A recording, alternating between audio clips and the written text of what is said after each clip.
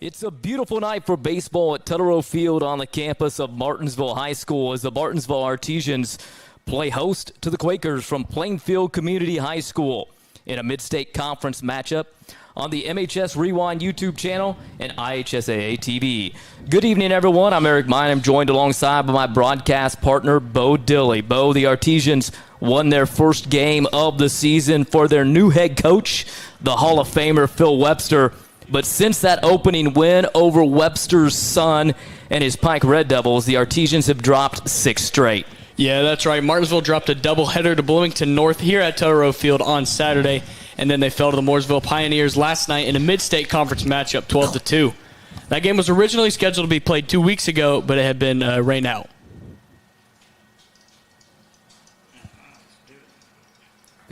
The Plainfield Quakers are trending in the other direction, Bo. They open with 4 straight wins before dropping their first game of the season on Friday. Yeah, the Quakers opened with wins over Highland, Tri-West, Danville, and the Whiteland Warriors before falling to the Warriors on Friday 9-6.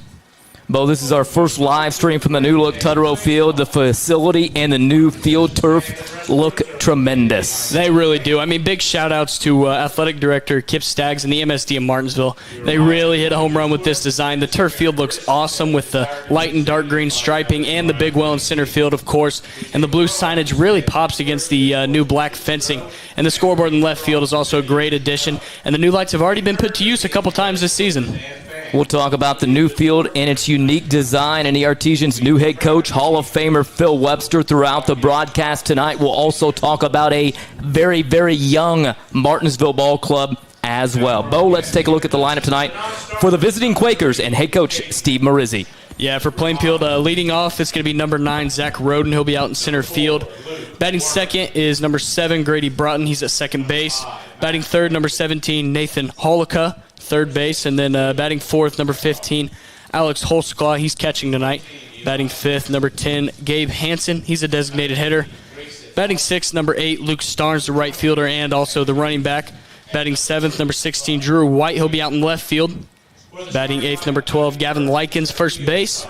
Batting ninth, number 2, John Geisel. He's a shortstop. And then the flex player is number 13, Carter Orner, and he will be pitching. Yeah, the DH tonight, as we'll talk about it. We'll get our baseball and softball going here straight. For the Artesians, let's set the lineup for Martinsville. We'll look at the field as they will be out there to begin with.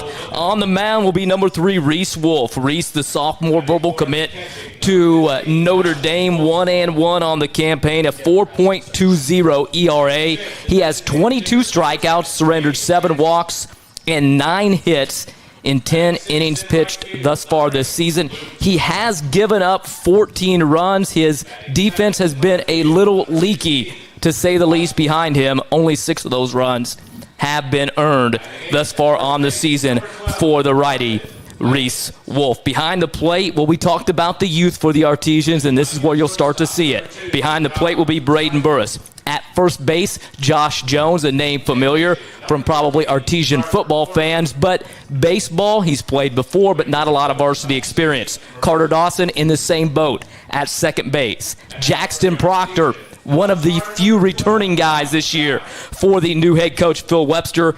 He'll man the shortstop position for the Artesians. And then a name that should be familiar for Artesian fans who plays football, starred on the football field at Sidewoods Field and also on the John R. Wooden hardwood, is Hunter Stroud. Hunter really hasn't played baseball for a couple years, Bo. He's back now at third base, and the athlete that he is, he's quickly adapting to being there at the hot corner. The outfield for the Artesians going from left to right, Drake Davis, Alex Cush, and James Ritchie. And when you start talking about this Artesian baseball team, you've got to talk about Alex Cush. Hitting .500 on the season, he has been a standout thus far for head coach Phil Webster. Batting seventh in left field, number 8, Drake Davis. We are getting set to go here. The starting lineups being introduced by Larry Craigie here. Lots going on at the complex here this evening. We've got tennis off to our right, and even further off to our right is Artesian softball against Plainfield, and it looks like the track team is also getting ready to go as well. We are going to forego the national anthem. They have already played the national anthem over at the track meet.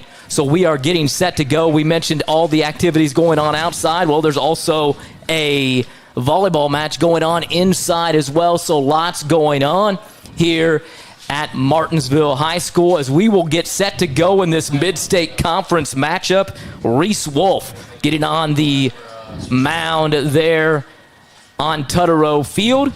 And it's kind of unique, Bo. We've got the Hall of Famer Bill Tutterow. The facility is named after, and now Martinsville being coached by a Hall of Famer as well, and Phil Webster. Got a ball back here.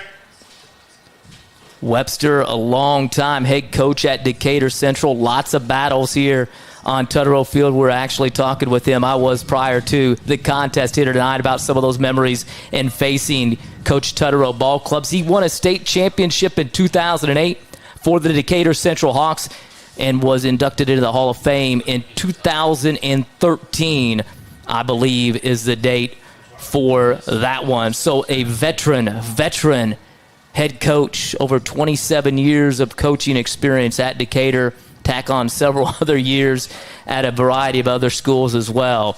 And you've got a lot of knowledge over there in the Artesian dugout. Yeah, I mean, you really can't complain about that with such a legendary coach with all the experience that you could ask for, and the resume to prove it as well, to back it up. Really special bring in for the Artesians. Martinsville, like we mentioned, got the opening win of the season when they battled Webster's son and his Pike Red Devils. A good start for the season for the Artesians, but like we touched on in the open, it's kind of been a little bit downhill from there, and it's maybe to be a little bit expected. It's a young ball club coming in this season for the Artesians. They've got some experience back and probably some plus pitching in the guys they have with Reese Wolf and Jackson Proctor and Alex Cush. But when you start getting all these games together, you throw in the poor weather and the cold, you sometimes get the result that you're going to get, especially with the young team behind you. And we'll see what happens here tonight for the Artesians and the Plainfield Quakers. That'll bring up for Plainfield the center fielder, Zach Roden, 364 on the season, a triple, 3 RBIs, 4 runs scored in 5 stolen bases. He'll step in from the left side of the plate, will play center field for the Artesians. And yes, if you are asking, is he related to Ken Roden? Absolutely, he is his grandson, and the whole family here tonight to watch him take the field at Tutterow Field. Of course, Ken Roden, the longtime head coach, softball coach at Martinsville, won a couple of state championships, also took the team to the Final Four as well. So we'll see what Zach does here. The first pitch, high, 1-0. That pitch in for a strike on the outside part of the plate. 1-1 now the count to the lefty leadoff hitter for the Quakers, the center fielder, Zach Roden.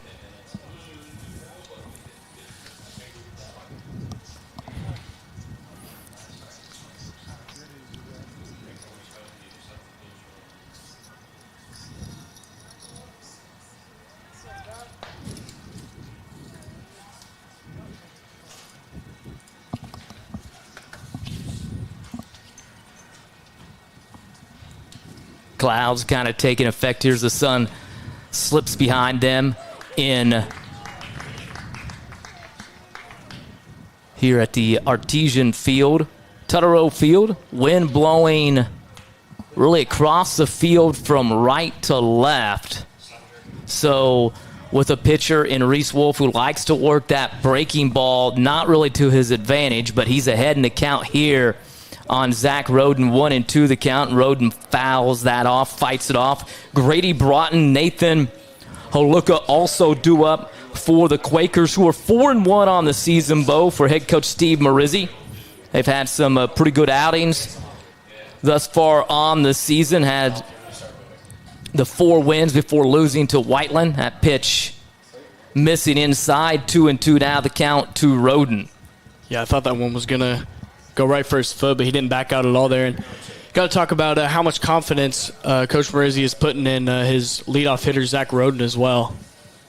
One of the most important spots that you can hit is the leadoff. Get things going well. It's all about how you start. And Roden singles that right back up the middle, so a leadoff hit by Zach Roden. And Roden, like we mentioned, 5 for 5 in the stolen base category, and we'll see if he's moving here against the Artesians. So a leadoff base knock by Zach Roden. It'll bring up Grady Broughton, the second baseman, 333 on the season, a home run, 9 RBIs thus far as well.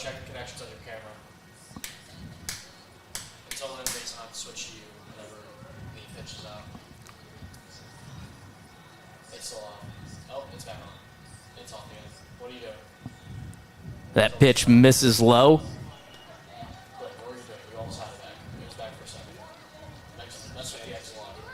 Yeah, and I'm thinking back to the softball game that I called the other night where some pitches kind of got out of hand. And, I mean, if a pitch gets out of hand on this field, the backstop 20, 30 feet behind, that could really mess with you if you throw a wild pitch. So you got to kind of keep those under control, which I'm sure Wolf will. And right as I say that one got away from Jones, and Roden's going to go for third and get there safely. 2 stolen bases for Zach Roden.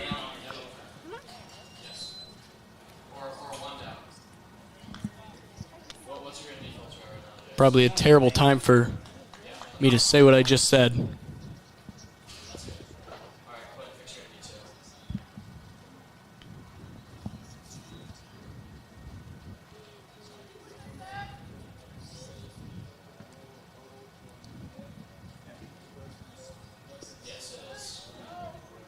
That one low.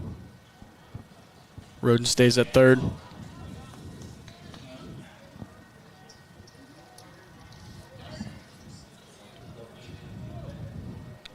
Broughton up in the count 2-0.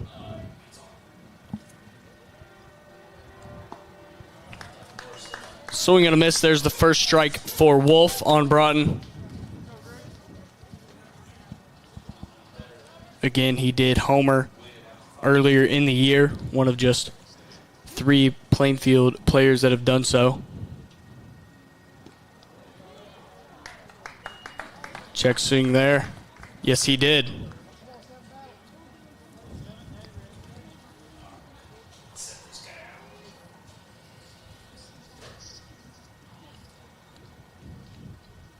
So no outs, a runner on third for Reese Wolf.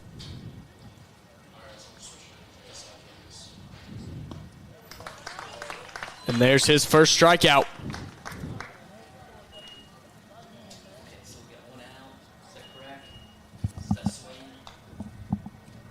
The third baseman, number 17, Nathan Oluka. Apologize, trying to get some of the camera equipment. Love doing baseball. The problem is our cameras are 600 feet away from us. So if something goes wrong, we don't have or can't easily control that. So trying to get our settings set correctly here.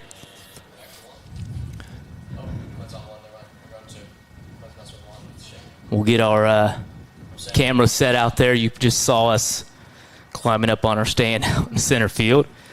I'm sure. Saw the little shaking. It was not an earthquake. Runner at third base is Zach Roden. He had a leadoff single, attempting to steal second base and then advance to third on the throwing error. So, yeah, and you can't tell by looking behind home plate, but Martinsville High School is packed tonight. It was really hard for me to find a parking spot. Pitch in for strike 1-2 now the count as Reese Wolf trying to battle here. Goes with that breaking ball. 1-2 to Nathan Oluka, 375 on the season for the third baseman. A double, 3 RBIs, and 3 runs scored. Looking to knock one in here with Zach Roden at third base. Wolf, nice breaking ball. Burris loses it, and he doesn't even notice the runner coming home. And boy, that's a double whammy there for the Artesians. Not only a drop third strike, but really not noticing that you had the guy coming home, and all of a sudden you get the score, not only the out, but a runner on first, and you were in a situation here where Roden had come home thinking the ball got further away from Burris. It did not. Could have been an easy tag at home to throw to first base. You could have been out of this inning. Right now, as it stands, it's 1-0 Plainfield, runner on first base, and just the one out. Yeah, and as a fielder, you just got to have a mental checklist. You're going through every scenario in your head. What could possibly happen if the ball hits here? What are you going to do? If a pitch like that happens, what are you going to do? You got to know that you do have to keep a runner honest on third base, and then you make the throw to first. And in that case, I mean, Burris just kind of freaked himself out a little bit and was too late making either play. But that's that inexperience we're talking about. Yeah, that inexperience with Burris, the young catcher. Gavin Clements out with a broken finger, and he would be a senior in there behind the plate catching. Again, Burris keeps it in front of him that time, and Holuka goes back to first base. And in most cases, that's really all you can ask for, is that they can just be able to keep it in front of them. Obviously, you want them to catch it every time and scoop them up cleanly, but the main thing is just keeping it in front, not letting the ball get behind, letting these stolen bases happen.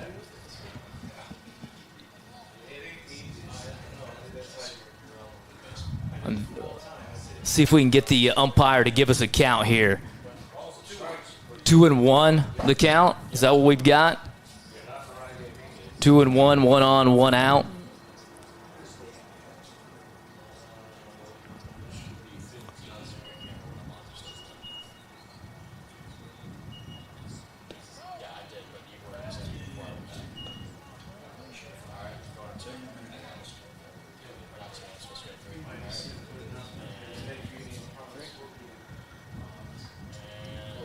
See Josh Jones holding the runner on at first base. It's Holuka, 3-1 the count now.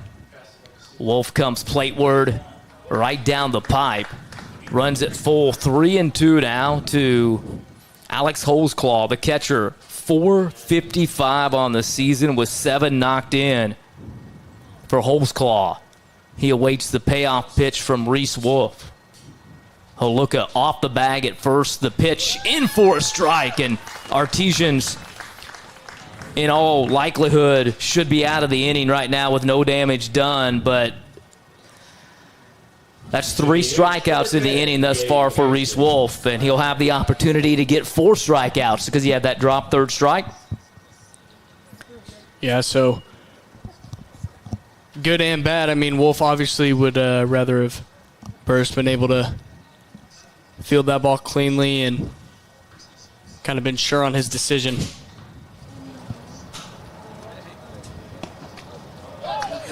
That pitch gets away too, so it's going to be a strike, and that'll allow, on the passed ball, will allow Holuka up to second base. There now the DH, Gabe Hansen, an opportunity to drive a run in here. Hansen, the DH for Carter Orner. Orner, the pitcher for the Plainfield Quakers here in the top of the first inning. Yeah, but regardless, a really good job by Reese Wolf on getting those 2 strikeouts, and obviously, like we said, possibly the 3 strikeouts, but had the rough start to the inning. The bad throw by Wolf to first, which got Roden to third, and then he ended up scoring, but 0-2 now the count to Hansen, the DH for the Plainfield Quakers. Roden with the leadoff single. Stole a base, moved to third on the throw, couple of strikeouts. Roden came home on a drop third strike. And then another strikeout of Holesclaw. And that's where we stand here. So Wolf, who came in averaging over 2 strikeouts an inning, is there in this first inning. And like we said, an opportunity to get 4 here. He's ahead in the count 1-2 with 1 on, 2 out. Wind kind of whipping the flag out now more toward left center field. Wolf comes set, checks the runner.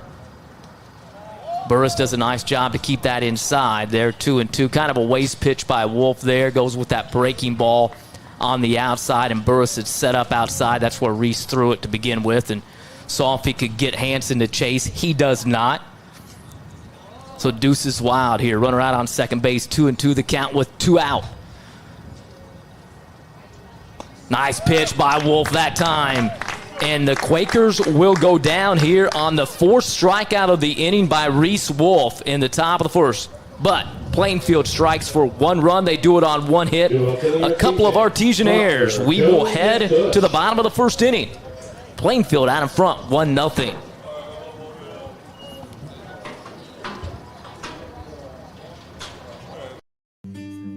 At Home Bank, we value our communities.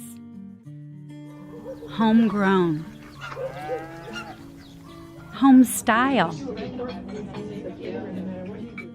Home team. Home for the holidays.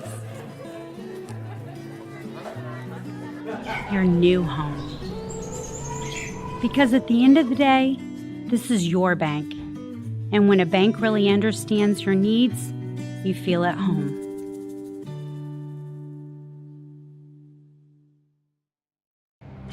Some see a student athlete working hard in the weight room. We see a future leader learning there are no shortcuts to success.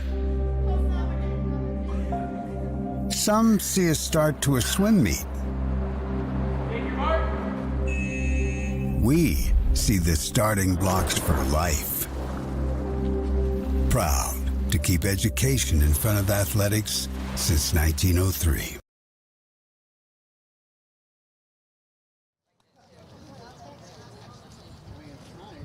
And we're back here for the bottom of the 1st inning from Tutterow Field. The Quakers strike for 1 run. They do it on a base hit. Zach Roden leads off with a single. He comes around to score on a drop 3rd strike. Reese Wolf strikes out 4 Quakers in the top of the 1st inning. Bo, let's take a look at the Artesian lineup here. Yeah, well, batting first for Martinsville is number 33, Jackson Proctor. He'll be playing shortstop. Batting second is number 10, Josh Jones. He's the first baseman. Batting third is number 7, Alex Cush. He's out in center field. Batting fourth, the pitcher, number 3, Reese Wolf. Batting fifth is the catcher, number 34, Braden Burris. Batting sixth, number 4, Hunter Stroud, the athlete, like we said. He's playing third base. Batting seventh is the young Drake Davis. He's number 8. He'll be out in left field. And batting 8th is Carter Dawson. He's at second base. And then it's James Ritchie, who's out in outfield, batting 9th. That first pitch in for strike. A little cutter or a little fastball tails back in over the plate on the Artesians' leadoff hitter, Jackson Proctor. 222 on the season, a home run and RBI. 7 runs scored for the Artesian shortstop/pitcher. Down at a count now 0-2. Orner, the pitcher, 2-0 on the season. His head coach, Steve Marizzi, said he's had 2 quality starts, and the stats will bear that out. 2-0, a 1.45 ERA, 14 strikeouts, just 5 walks, 8 hits surrendered in 9 2/3 innings pitched. He's surrendered 4 runs. Only 2 of those have been earned as Jackson Proctor goes down swinging to lead off the bottom of the 1st inning. And one thing that Coach Marizzi has said is that his team has fielded it well behind his pitching staff. They are fielding at about a 95-96% rate, which is outstanding. And that's why you have him giving up 4 runs, 2 of those being earned. So those runs and earned runs pretty close because of the fielding, the solid fielding behind the pitchers thus far this season for the Plainfield Quakers. And we'll set the rest of their field here in just a moment as Josh Jones takes that pitch. Just missing inside, 1-1 the count to the big first baseman for the Artesians. Alex Holzclaw, the catcher behind the plate for the Quakers. I was looking at Gavin Likens, kind of got that confused. He's the first baseman. Grady Broughton at second. John Geisel, the shortstop. And Nathan Holuka, the third baseman. The outfield, left to right, Drew White, Zach Roden, and Luke Sarnes. Ground ball to the right side. Broughton up with it on the Lycans, and quickly Bo 2 out here in the bottom of the first inning. Yeah, and those you talked about Hunter Stroud, the athlete. Those first two players batting for the Artesians were also football players. Jones, obviously the tight end, but Jackson Proctor is actually playing football this year too. So what I've heard, he's been going to the spring practices. He'll be playing safety. So more athletes, the rich get richer for the Artesians, if you will, football program. And head coach Brian Duggar is doing a fantastic job for the Super Quicks. Speaking of Super Quicks, Bo, the guy at the plate right now, pretty good athlete. Oh, you should see him in the weight room. He looks like a beast. He is a beast. And, I mean, his weight, he weighs about 160, and he hang cleans more than anybody in school history with Coach Breach. Not sure how far back that goes, but... Well, 0-2 the count to him right now. 500 on the season. 3 home runs, a double, 8 RBIs, 8 runs, and 7 stolen bases. He's first on the board in the weight room is what I'm getting at here. And everything, and he lifts this up into shallow center field. I guess it's not even shallow center field. It's right behind the second base bag. The shortstop, John Geisel, catches it. And that'll do it. The Artesians go down in order here in the bottom of the first. We'll head to the top of the second. Plainfield leads it 1-0. Quakers, the 6, 7, and 8 hitters. Starnes, White.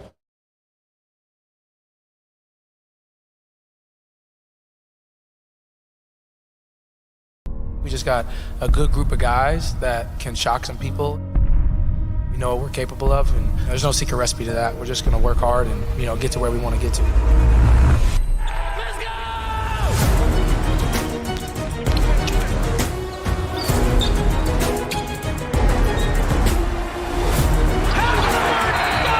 Young, hungry group, ready to go.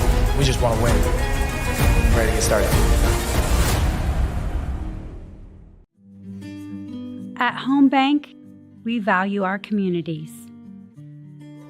Homegrown. Home style. Home team. Home for the holidays. Your new home. Because at the end of the day, this is your bank. And when a bank really understands your needs, you feel at home.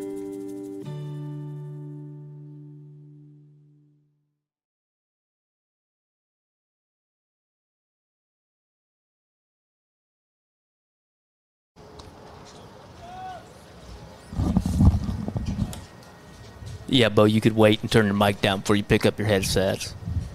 Yeah, I will next time. Okay, and no, wait till me turn the mic up, too, for you to talk. Yeah, I will next time. All right, so that head to the top of the second inning here at, I guess, inning at Tutterow Field. And for the Quakers, it will be 6, 7, and 8. Luke Starnes, Drew White, and Gavin Lycan. Starnes, the right fielder. 353, double, 2 RBIs, and 5 runs scored. Am I right? The name sounds familiar, the football player? Oh, it sounds very familiar. I remember on the sidelines, I just heard that so many times. It seemed like every play they were calling Starnes the running back with the handoff. Starnes for 5 yards. I mean, he was an animal on Plainfield.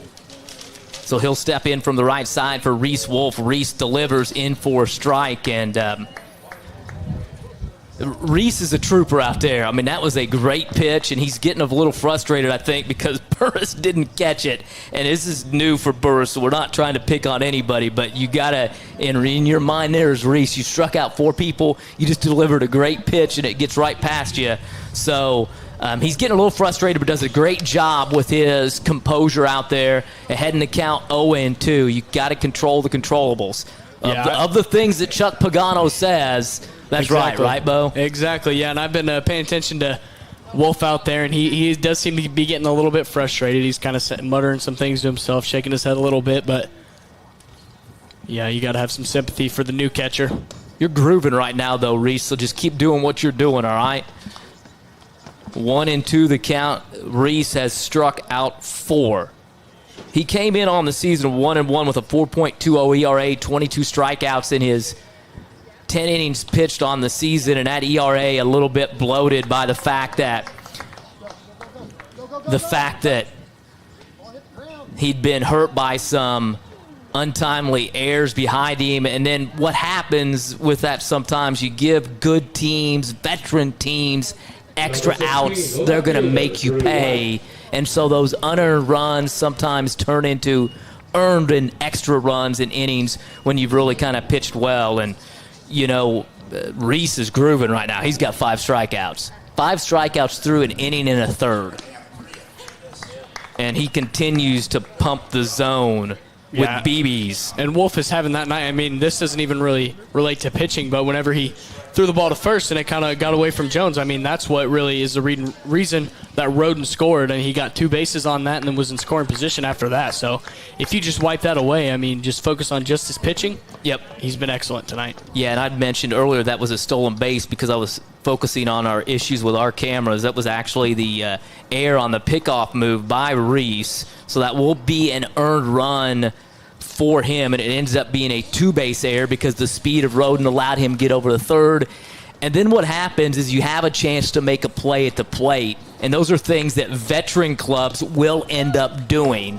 They'll pick each other up. It's like in football, sometimes you have that eraser out there. Maybe somebody makes a mistake. You got that athlete out there that kind of picks you up, fills in for you, everybody gets hype again, and you go out. And just it's hard to do when you're playing with young kids, not a lot of experience. And like we said, the kids not only not a lot of experience, but they aren't very old. And so you're dealing with the inexperience, not as much strength, not as much savvy. So Coach Webster, the veteran head coach, trying to make things happen, and Reese Wolf trying to do his job here. 2-2 the count, nobody on, 1 out. Again, just pumping the zone, and his off-speed breaking stuff has been filthy here tonight. Plainfield really has no answer to, and I go back to what I said earlier with Gavin Clements, who probably would be the catcher, but he's out with his broken finger. And, I mean, he's committed. He's a senior. He's committed to Georgetown to play baseball as well, so kind of losing a lot there. Behind the plate with Clements as a senior. Georgetown, Kentucky, correct? Here Georgetown, we go. Kentucky. You got to look there at the Quakers in there. Dugout and that pitch in to Gavin Likens, the first baseman. And Reese in a groove here. 6 strikeouts thus far through an inning and 2/3. That's another one. He's making it pretty easy on the umpire right now. Now, if we're going with the trend, Burris is going to set outside again, and Reese will throw that breaking ball off the plate. Let's see if he does. Yeah, it just goes with a fastball high and outside, and Burris can't get to it. So 1-2 the count to Likens, who's 143 on the season. And, I mean, when you get up in the count 0-2 every time, you have complete control and really can do whatever you want. Absolutely. So you can afford pitches like that. The 1-2 pitch, nice breaking ball. He'll take a seat, and there are a lot of backwards Ks, Bo, in my scorebook right now. That means Reese Wolf is in a groove. He has struck out 7 in a row. 7 in a row, but Plainfield leads at 1-0 after an inning and a half. We will head to the bottom of the second. Let's get some runs for the Artesians and Wolf. Martinsville trails at 1-0.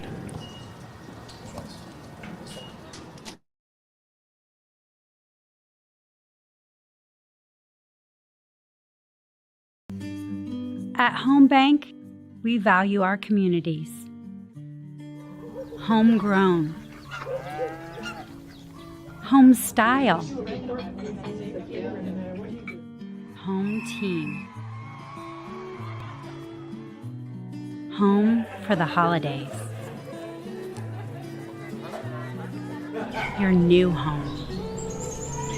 Because at the end of the day, this is your bank. And when a bank really understands your needs, you feel at home.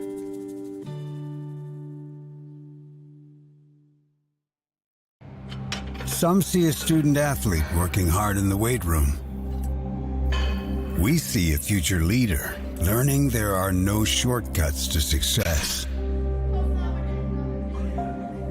Some see a start to a swim meet. We see the starting blocks for life.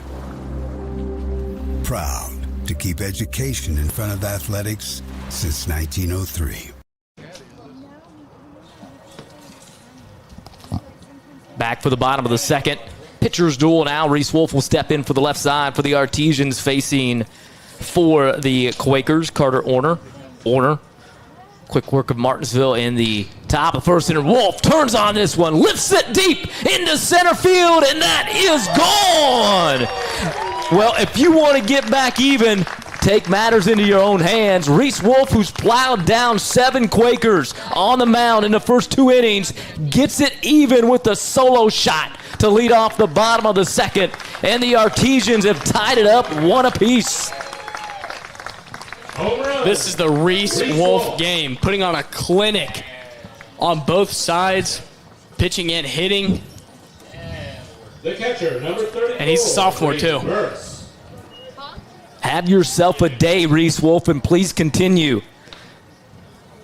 We were going to correct ourselves. We talked to our official scorer, Superintendent Eric Bolin, in between innings to try to get some of our scoring correct. And we go back, and initially we had given Reese an error on the pickoff move to first base, but we changed that to an error on the first baseman. So officially thus far, Reese has surrendered 1 hit, 1 run. It is unearned. He struck out 7, and oh yeah, 1 for 1 at the plate with a bomb, an RBI, and a run scored, and we're even at 1 apiece here at Tutterow Field in the bottom of the second inning.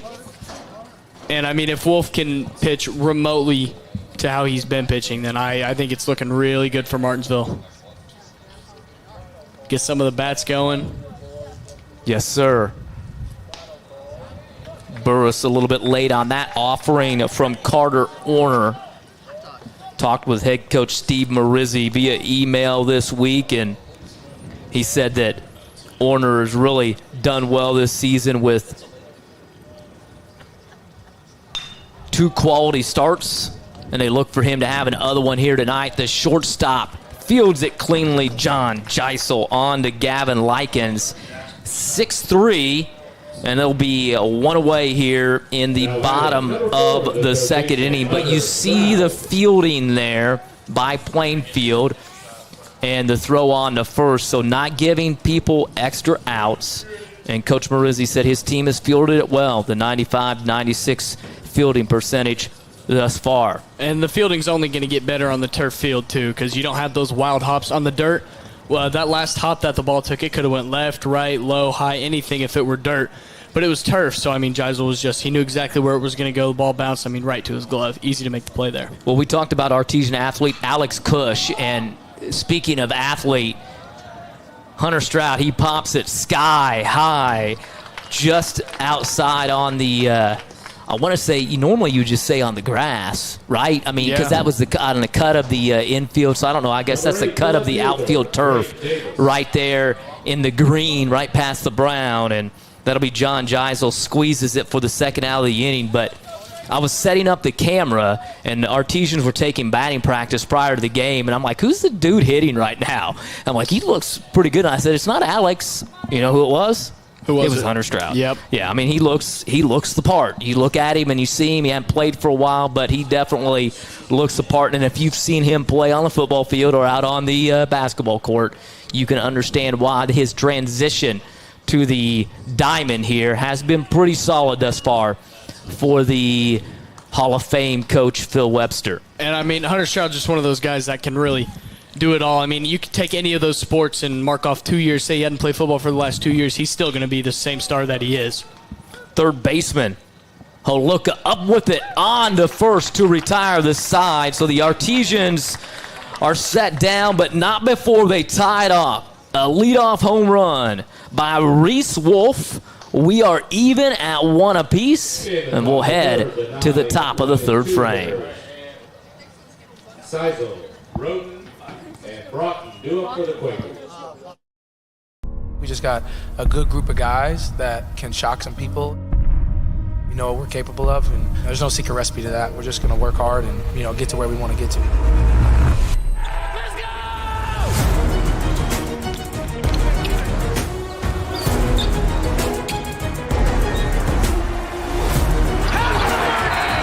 We're a young, hungry group, ready to go. We just want to win. Ready to get started. At Home Bank, we value our communities. Homegrown. Home style.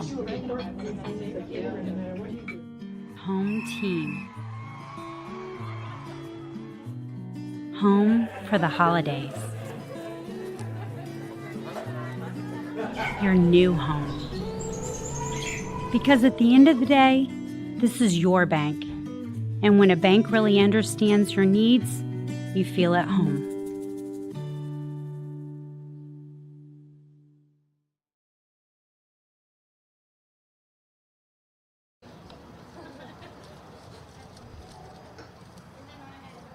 Stop the pay window in there.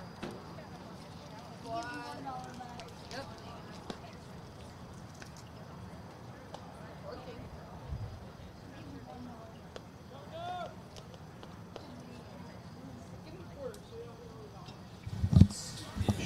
We're back here for the top of the third inning. 1-1 the score. The man of the hour, the man on the mound, Reese Wolf. Reese ties things up in the bottom of the second inning on a leadoff bomb to right center field. And all he's done on the mound thus far is strike out 7. That's right, 7 through 2 innings pitched.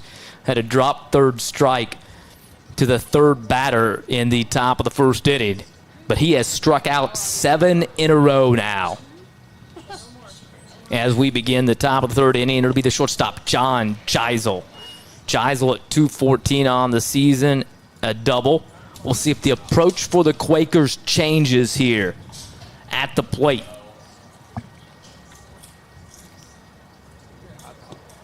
Nope.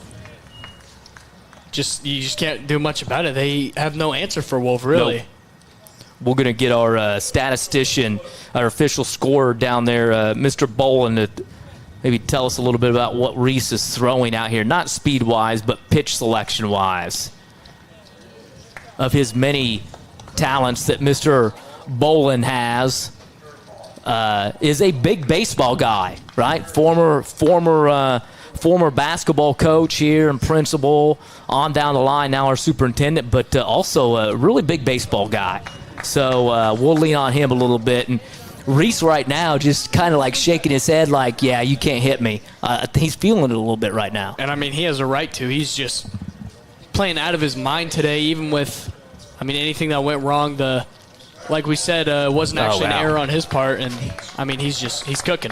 Yeah, he's cooking right now and feeling it, talking to himself. And John Geisel will take that lonely walk back into the Plainfield dugout. Now, as you can see, you tune in here and you look at the field, just a fantastic job. Bravo to, like we said, Kip Staggs, athletic director, and the MSD of Martinsville, Eric Bolin, the school board, and everybody. The facilities here at MHS, awesome. Awesome. It really is. You go to any other field, really, in the conference, anyone you play in any other facility, it's just this one just takes the cake every time. It really does, especially over on the football field. That scoreboard, the huge screen, it's different. It's really special. This field here, too, it is built a little bit different also. We're going to touch on that here if we get an opportunity as Zach Roden steps in. Well, Zach's the only one that's been able to make any headway for the Quakers. Zach with the single to lead off the game, and then a two-base error on a pickoff throw at first base allowed Zach to go to third. And then on a drop third strike, he came home, and he'll try to beat this out. And this will be a good opportunity to talk about the new field turf as Roden ends the streak of 8 straight strikeouts by Reese Wolf with a slow grounder to the second baseman, Carter Dawson. But if that had happened last year on the natural field of Tutterow Field, that ball could have gone a myriad of different ways. But the way that this field rolls, it's been outstanding for the kids. And we talked a little bit with Coach Staggs, or our athletic director, Kip Staggs, this week, the kids in our intro classes, talking to him about the fields and things and how it's got a couple of different types of turf out here. And so the infield kind of has some coconut, walnut shavings in it, if you will, fiber, some word I'm looking for. And it's a little bit harder. It's not as soft as all those rubber pellets that you have on the football field. So the ball doesn't bounce as much. And when you start talking to the kids about the other turf baseball and softball fields they played on, that's the one thing they've talked about, how there's a lot of bounce to it. Well, this is a lot more natural, and you get much more true hops that aren't like outrageous, pound the ball on the ground, it goes bouncing up the air off a hit off a trampoline. Reese with the strikeout there on the first base to complete it. And Reese Wolf sets down the side in order here in the top of the third inning. That is strikeout. At Home Bank, we value our communities. Homegrown. Home style. Home team. Home for the holidays. Your new home.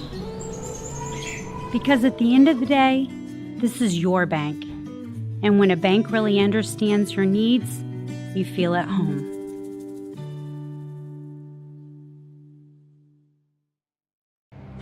Some see a student athlete working hard in the weight room. We see a future leader learning there are no shortcuts to success. Some see a start to a swim meet. We see the starting blocks for life. Proud to keep education in front of athletics since 1903. And Vic Spina Custom Homes. Please contact Athletic Director Kit Staggs to be an Artesian booster. Now batting the second baseman, number 20. Bo back for the bottom of the third inning. I think it got cut off talking here, rambling in the top of the third inning. But if you missed it, 9 strikeouts for Reese Wolf. The home run as well for Reese Wolf. And it's kind of been the Reese Wolf show here. So the first 2.5 innings of play, it's tied up at 1 apiece. And that first pitch from Carter Orner in for a strike for Carter Dawson, the second baseman for the Artesians. So Warner 0-1. Pitch tails inside just a little bit, 1-1 the count. It'll be 8-9-1 for the Artesians. Dawson, James Ritchie, and then back to the top of the order in Jackson Proctor. Yeah, I mean, any reason for Artesian success, obviously the home run, that's the one run. But, yeah, the 9 strikeouts, I mean, he has been the reason for success on both ways. Couple balls been put in play today by the Quakers, and both times it's been Zach Roden, the leadoff hitter, the center fielder, speedy center fielder for the Quakers. And if you're just joining us, yes, he is the grandson of former Artesian softball coach Ken Roden. His father, Kyle. He kind of built like Kyle. You probably don't know Kyle. Kyle, him and Mr. Urban obviously are brother-in-law. Oh, and you know okay. how built Mr. Urban is. Oh, yeah, I see him right now. But Kyle is all that, if not more. Really? Yeah, he's jacked too. So, I mean, good guy, good dude. They're down here. I see the whole clan behind first base right now watching. And good to see them out there, get a look at this. Zach's done well, but the Artesians have done well also. And I know Teresa's down there watching. That's an odd spot, I'm sure, for her to be on kind of the visiting side, but supporting her grandson, Zach, as that first pitch, or actually as Dawson goes down on strikes 1 away here in the bottom of the third inning. Well, the wind really starting to pick up. I know there's been some storms that have been brewing in the atmosphere. Hopefully they will hold off here. The last time we did a game, we were delayed in it 2 hours? Yeah, an hour and a half, 2 hours. That was rough. I was on the call for that one. And then, to make matters worse, didn't even finish the game. Yeah, didn't even finish it. And speaking of, they didn't finish the one here either. The baseball game was suspended in a 4th inning, and it was not going well for the Artesians at the time. No, it was not. But they're going to try to get right here tonight. and have done so thus far. 1-1 the score. Nice breaking pitch. Hey, that's a nice piece of hitting that time by James Ritchie. That's his first varsity hit, so bravo for him, the right fielder. Ritchie with a one-out single. Yeah, Ritchie kind of undersized as well, but gets ahead on that one and didn't really look like he was going to swing at it, but he kind of made the decision to. Yeah, I think he At the picked it last up. minute. Yeah, he picked it up that it was a breaking ball pretty early, which a lot of kids don't. Kind of waited on it and then turned on it and drove it right past the shortstop. So let's see if he maybe elects to try to test the arm here of Alex Holesclaw. And here comes head coach Phil Webster to talk things out over with Ritchie. Probably go over some signs here. Not a lot of subs. The only sub would be Ty Stroud. And we'll get our camera guy right on it right there. We got it back. Quinn does a pretty good job, though, on camera most of the time. He does. If he shows up, he does a Yes, good job. and he usually always shows up. He just a matter of when. You when, don't yeah, really know. that's a good. Yeah. We're giving Quinn a hard time, but yeah, he was here today. And he got here, so he's trying to make it work, but he does a good job for us. Pitch over there to first. Yeah, you mentioned the sub Ty Stroud. Last name is familiar. Yeah. Stroud, Hunter Stroud. I mean, he's kind of built like Hunter, and he has wheels too. Yep. There goes Ritchie. That's a good pitch to go on, but the throw just missing up the line. And Holesclaw, that's on a breaking pitch. So you pick a good pitch to go on, but the throw then takes the shortstop toward the second base part of the bag, and Ritchie, at least from our angle, looks like he almost slides into the tag, but fortunately he's at second. It's a stolen base, and it's an opportunity here for Jackson Proctor. Hey, let's put one in the hole, and let's bring the Artesians up 2-1 here. Yeah, I think what happened was Ritchie kind of read the play and knew where the shortstop was going to be to get it, so he kind of slid towards the back side of the bag because he knew the shortstop would have to come to the front side, and he probably, I mean, from our angle, we couldn't really see the tag very well, but he probably had some good separation there. And Proctor puts it into left field. Let's see if they'll send Ritchie. They will hold him there at third base. Yeah, that one had some steam on it, so that was a good decision by Coach Webster to keep him there because he would not have made it home. That's the one thing of the turf that it also does. It gets to the outfield a little bit quicker. And so that what may have gotten caught up in the grass last year and allowed a guy to come around. Instead, you hold him at third. You don't want to run into the out at home. You got a first and third, which is a great situation. The Hall of Famer, who this field is named after, Bill Tutterill, once had a list of about 90-some ways you can score from third base. And so let's see if we can get one here, especially with the out. That's one way to do it. Just let Josh Jones cram it through the left side, and Martinsville leads it 2-1. Great piece of hitting by Josh Jones there. And the Artesians out in front 2-1 here. And next up, you got a couple of power hitters, too, with Cush and Wolf. Absolutely.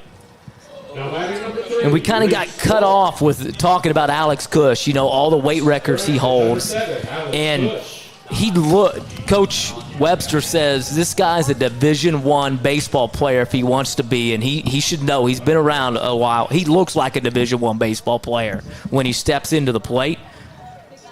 And we talked about all of his weight room accomplishments as well. Does he hold the vertical jump too? He is. I mean, he jumps 40 inches. That's all right. That's not bad. It's not bad. What's your vertical, Bo? I think I got a 34 when I did 35 probably, something like that. What, like running start? Running start vertical? Probably not Is that even your running max start. vert? That's your max vert? I mean, come on. No, I probably jump a 23. 23? Yeah. Several years ago, I actually jumped to 22. Really? Outside and they were doing it in criminal justice class, like the last day of school. Cush turns on it and fouls it off, and so I went out in dress clothes and dress shoes. So you were in khakis? I was in khakis, my normal uniform. Wow. And dress shoes. So that's impressive. It is. I'm just telling you.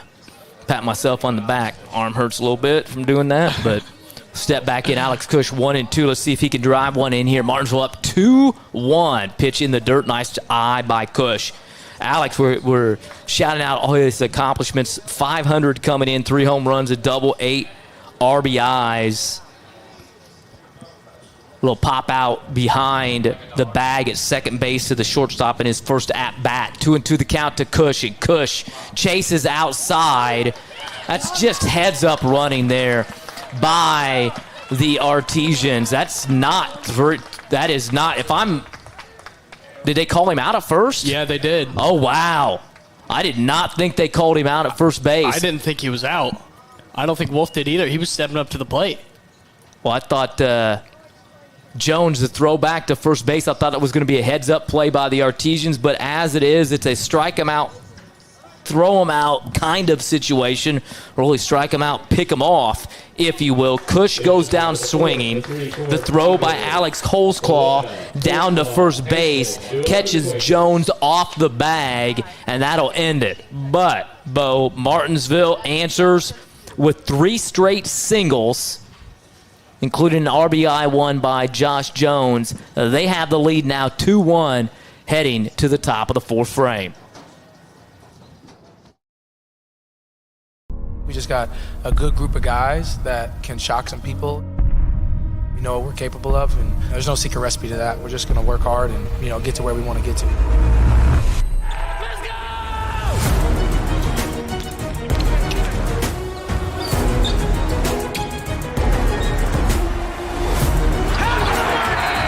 We're a young, hungry group, ready to go.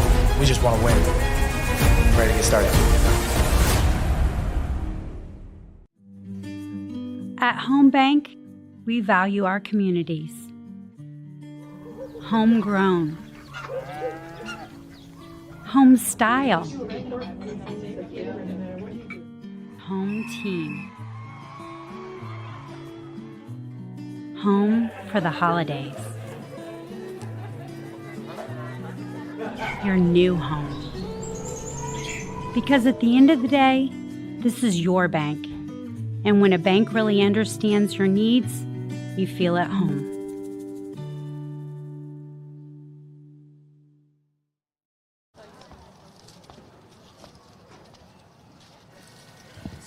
Back here for the top of the 4th inning, Bo, and we were talking in between innings, myself being so observant, and just noticed that the umpire, that's the only one we have here today. So, when they talk about a shortage of umpires and how it's hurting the game, not only just umpires, but also officials throughout every sport. If you think you can get out there and help, please do, because this is what you get in today with a situation where there's just one up, and bravo to him. That's tough. I mean, he's got to make those calls, and he's got to do everything, and normally having another partner out there to make those decisions. So bravo to him getting behind the plate and doing everything on his own here tonight. And it's worked out well thus far for the Artesians. They lead it 2-1. What you're seeing right now with Reese Wolf pitching and heading count 1-2 is basically what's been happening the entire game. He has 9 strikeouts through 3 innings. He has a home run that tied the game up in the top of the 2nd. And the Artesians able to get the lead last inning as well. James Ritchie with a 1-out single. Oh, beautiful pitch again by Reese. Just freezes Holuka at the plate. Yeah, and going back to the umpire situation, I think Coach Webster kind of took into account that there was just one umpire there because he kind of stayed out there and thought, but I don't think he wanted to give the umpire any. No. Yeah, no, he didn't want to give him any problems because he knows that, he's the only dude out here. Right. Jones might have been safe back to first, but he's the only guy that can make the call, and it's tough. And it was I like the way that he put the pressure on and the heads-up base running. And we see this sometimes. You see it at some levels you don't. But just the situation that when that throw, as soon as that throw was made down to first base, he's got his runner going to third. Because even if the play, they ended up making the play, but even if they've got to now catch it at first, make a good throw across to third base, and get a tag on to try to get the speedy Jackson Proctor going to second base or third base, and that probably wasn't going to happen. So it was a good move. It just didn't play out how the Artesians hoped for as they got Jones a little bit off the bag at first base, but credit to Josh prior to that, had the big RBI single to give Martinsville the 2-1 lead. And usually what you're doing at first base, too, when you're the first baseman trying to get that tag, you tag him and you hold it on there for a second, too, and you kind of maybe make eye contact with the umpire, whatever. So that's also that'll take some time. And, yeah, good stuff by Coach Webster. Alex Holzclaw, the catcher, came in at .455 on the season. He struck out looking his first time up, but he's ahead in the count 3-1 now. So let's see how he battles here. The first potential adversity that Reese Wolf has seen in quite some time. Since really the opening batter of the game, Reese leaves that one a little bit high. And so that'll be a walk. That is walk number 1 for Reese Wolf to go along with 10 strikeouts. So this is where you've got to be able to see the improvement a little bit. How is he going to battle here? Can you get yourself out of this, what could be a potential jam? No harm done. Runner on. Just get back on the mound, get to work, and let's see if the Artesians can leave that guy over there at first base. Yeah, and last time we had this situation with Wolf had a runner on first was way back in the first inning. It was Zach Roden, the first hitter of the game, and, yeah, things obviously went south there. As you see, that's where the 1 run came from. So Reese trying to throw the runner back at first base. And this is sometimes Reese just trusting in himself and his ability to get runners out. You know, trust in yourself, trust in your ability to get runners out and hitters out, and just go up there and let's worry about the batter. Of course, me trying to give out some advice here, I'm not. I'm just seeing what he can do. He's done so well on the mound thus far. 10 strikeouts, just the 1 walk, the 1 unearned run, but he's paying an awful lot of attention to Alex Holzclaw, the catcher, at first base. So, and this is what happened last time. Wolf tried to throw it over, and, yeah, things didn't go too well, and that's how Roden stole 2 bases and then ended up scoring, too. So Wolf kind of got to have tunnel vision there, maybe. Just got to stay focused, and clearly he had pretty good reason to be worried because he stole. Yep. So Holzclaw, his first stolen base of the season. That pickoff attempt by Reese in the top of the first inning. It was the 2-base error on the first baseman. 0-1 the count now. Helps him out. 0-2. That's tough for kids to understand at any level. The fact that, have confidence. Reese feels a lot of the weight on his shoulders. I'm sure right now he's thinking, I got to make sure that I strike this guy out. And I can't get anything in the dirt because I don't want him getting to third base. And I just think he needs to keep throwing the nasty stuff that he's throwing and just focus on pitching because it's been pretty good thus far. That's strikeout number 11, Bo. Yeah, I mean, just keep doing what you're doing, really. It's worked fine so far. Yeah, they scored that 1 run at the beginning, but now he's back to 2 outs and a runner on second, which, I mean, you're 1 out away from getting out of the inning. Let's get the batter. Let's go back into the dugout and take that 2-1 lead, maybe tack on 1 or 2 more. And he'd be the guy to do it, too. He's up next. So. Absolutely. Runner at second base for the Quakers, where he turns and swivels. So I think here Coach Bowen would maybe know this. So this would be a situation maybe where Coach Tutterall would ask to loosen up a little bit, maybe, Mr. Bowen. I don't know if we would get that. I just saw that actually on a video the other day, a fake pickoff move back to second base. I don't think I'm giving away any trade secrets now with that being gone, but I don't think we're using anybody that's probably been in the Artesian program knows what I'm talking about when they hear those words. Oh, they got him picked off now. Let's see if Jackson can complete it. He does to Hunter Stroud. He slides right into the tag. Perfect for the Artesians, and that will do it for the top of the 4th inning. So Reese throwing back to Jackson Proctor, and they have Holzclaw hung out to dry, the tag applied by Hunter Stroud. We will head to the bottom of the 4th. Martinsville leads it 2-1. For Martinsville, the bottom of the At Home Bank, we value our communities. Homegrown. Home style. Home team. Home for the holidays. your new home. Because at the end of the day, this is your bank. And when a bank really understands your needs, you feel at home.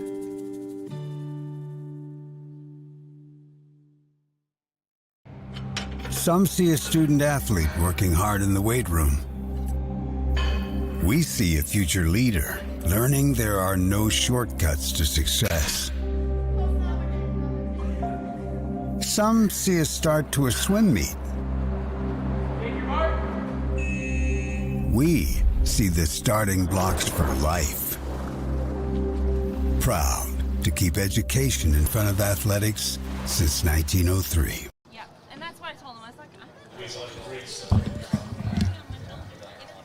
Back here for the bottom of the fourth inning, it'll be Reese Wolf to lead things off against Carter Orner. Reese, last time up, Bo, what's he do? He wasted no time. Hit a dinger to right center field. Cleared it. And let's see if he can get something going here. Reese 1 for 1 on the game. He's got 2 home runs now on the season and 11 strikeouts through 4 innings of work. Orner loses that one a little bit upstairs. 2-0 the count to Wolf. It'll be 4, 5, and 6 for the Artesians. Wolf, Braden Burris, and then Hunter Stroud. Martinsville with the lone run on the solo shot by Wolf in the bottom of the second inning. They answered with one more in the bottom of the third inning on back-to-back-to-back singles by the Artesians. James Ritchie last inning with a one-out single. He stole second base, moved to third on an RBI by Jackson Proctor, or a single by Jackson Proctor, and then the next pitch, Josh Jones with the RBI single through the left side to drive in James Ritchie. And that's where we stand right now, Bo. 2-1 Martinsville out in front in the count 3-1 to Reese Wolf. Reese, a little bit tardy on it, fouls it off 3-2 the count.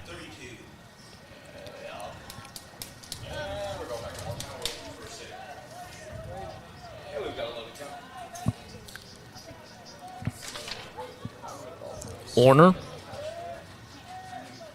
surrendered 4 hits thus far. 3 strikeouts. And he misses this time, so Reese Wolf with the leadoff walk. And let's see if maybe Ty Stroud comes out of the dugout as a courtesy runner or not. Maybe not. Reese, Number 34, pretty good speed out there, so we'll probably see if Reese gets moving here. 5 stolen bases on the season for the Artesians pitcher, but yeah, I think you called it. I did. Nope, maybe not. We'll see. Yep, is that Ty? I believe so. Yes, sir. Yep. Yeah, I don't think Ty was really locked in there. It looked like Coach Webster kind of had to clap his hands at him, get him to kind of wake up off the bench. He's the only guy on the Artesian bench here today, as Reese will trot back into the dugout and kind of just chill a little bit and get ready to go back out on the mound. He's been fantastic thus far with the 11 strikeouts through 4 innings. Yeah, and to your point earlier, Wolf is really quick. So if he wasn't pitching and having this good of a game and they didn't need to rest him, then we could definitely see him staying on first. Ty kind of staying close to the first base bag, and Burris swings through it. 1-1 the count now. Burris grounded out to the shortstop. A ground ball to the shortstop here could be a double play. Keep an eye on Stroud at first. That will head to the second baseman, Grady Broughton, who gloves it for the first down of the inning. Yeah, good job by the umpire there, making sure that he did call him out, because at the end he kind of bobbled it and it fell out of his mitt, but he secured it for long enough that he did get the out there.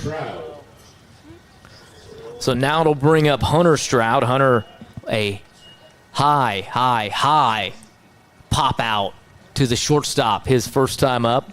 Let's see if maybe him and his brother Ty can get something going here.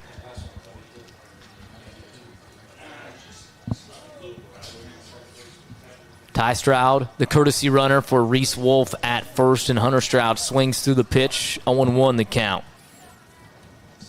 Hunter, like we said, just returning to the baseball diamond, playing third base.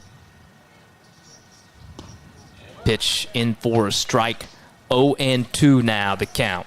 And third base is a really hard position to play too, because you got to be able to be strong, and you got to be able to make that throw all the way from third to first. And I mean, it's not just going to be right where the third baseman lines up. Usually, you might have to go into foul territory a little bit, but he's looking gap here in the left center field. Ty Stroud will wind up at third base. And talking about speed, man, Hunter was moving. He was motoring because he had closed the gap to about 30 feet behind his brother. Yeah, no, he did. I think Ty was about halfway to third, and Hunter was stepping on second. Yes. So, nice single that time by Hunter Stroud into the gap, and we've got runners on second and third. The Stroud brothers now for Drake Davis, the left fielder. Ground ball to third base. Infield kind of in now for Plainfield. This is where you just want to put something, probably in this instance, get it to the left side. Make the shortstop field it and come home with it. Let's see what happens here. You hit it to the right side with the infield in, you may have a play at the plate. We'll see what happens, though. First pitch in for strike, 0-1 the count to the freshman Drake Davis. See if he can get something going here. A couple doubles on the season. 5 runs scored. That Bender missing 1-1 the count. Carter Dawson on deck for Martinsville. Orner, plateward, pitch lifted up into center field, or do that. Give it a ride there. Drake Davis up against the fence. That will score 2. And Davis motoring, coming for third. He will be out. However, the freshman with the 2-run double, and Martinsville leads it now 4-1. Yeah, it's rare that you get that kind of a applaud and you're in that high of spirits after getting tagged out at third. But no, that great job there by Davis. I mean, he smoked that ball. That's a freshman, too. Yeah, that is a freshman that got it up off the bottom of the fence there, right in front of our camera in left center field. And Martinsville up 4-1 here. That win really whipping out here at Tutterow Field now toward left center, and that's what Davis did. Gets it up in the proverbial jet stream, and it gives it a ride, and that scores the Stroud brothers rather easily from third and second. And just by looking at Davis, I mean, I kind of a skinnier frame, so I mean, I don't want to judge, but I had no idea he was capable of that. Yeah. Clearly I was wrong. That's good power there. So Carter Dawson down in the count now. 0-2 the count. Has a nice breaking pitch that time. But you kind of picked that up out of his hand a little bit, how he delivered that. I was able to pick that up pretty good out of here. 1-2 the count. That one, though, not picked up well. Be a strikeout by Orner, but not before the Artesians strike for 2 runs here in the bottom of the 4th inning. They do it on a couple of base hits. The big blow, a 2-run double by Drake Davis. We will head to the top of the 5th. Martinsville out in front, 4-1. We just got a good group of guys that can shock some people. We know what we're capable of, and there's no secret recipe to that. We're just going to work hard and, get to where we want to get to. Let's go!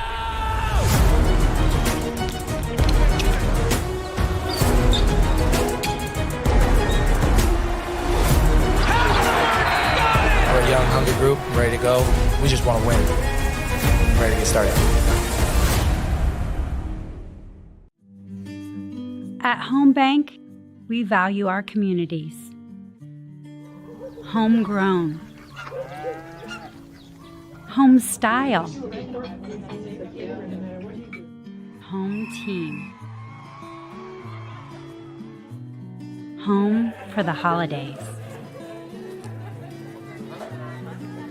Your new home. Because at the end of the day, this is your bank. And when a bank really understands your needs, you feel at home.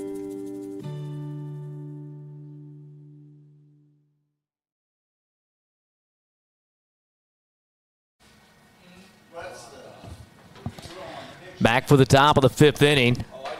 Martinsville leading it now 4-1. It's been a fantastic showing by the Artesians. Reese Wolf on the mound with 11 strikeouts, 1 walk, 1 base hit through 4 innings pitched thus far. Giving up 1 run. It is unearned. And for the Quakers, it will be 6, 7, and 8 in the batting order. Luke Starnes, Drew White, and Gavin Likens.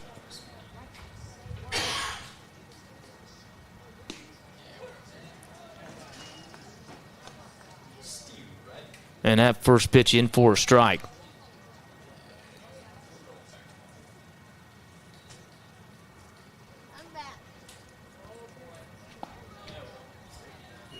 A bit high, 1-1 the count. Luke Starnes, a strikeout victim, and his first time up.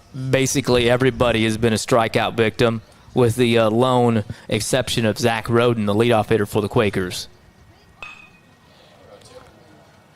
1-2 now the count.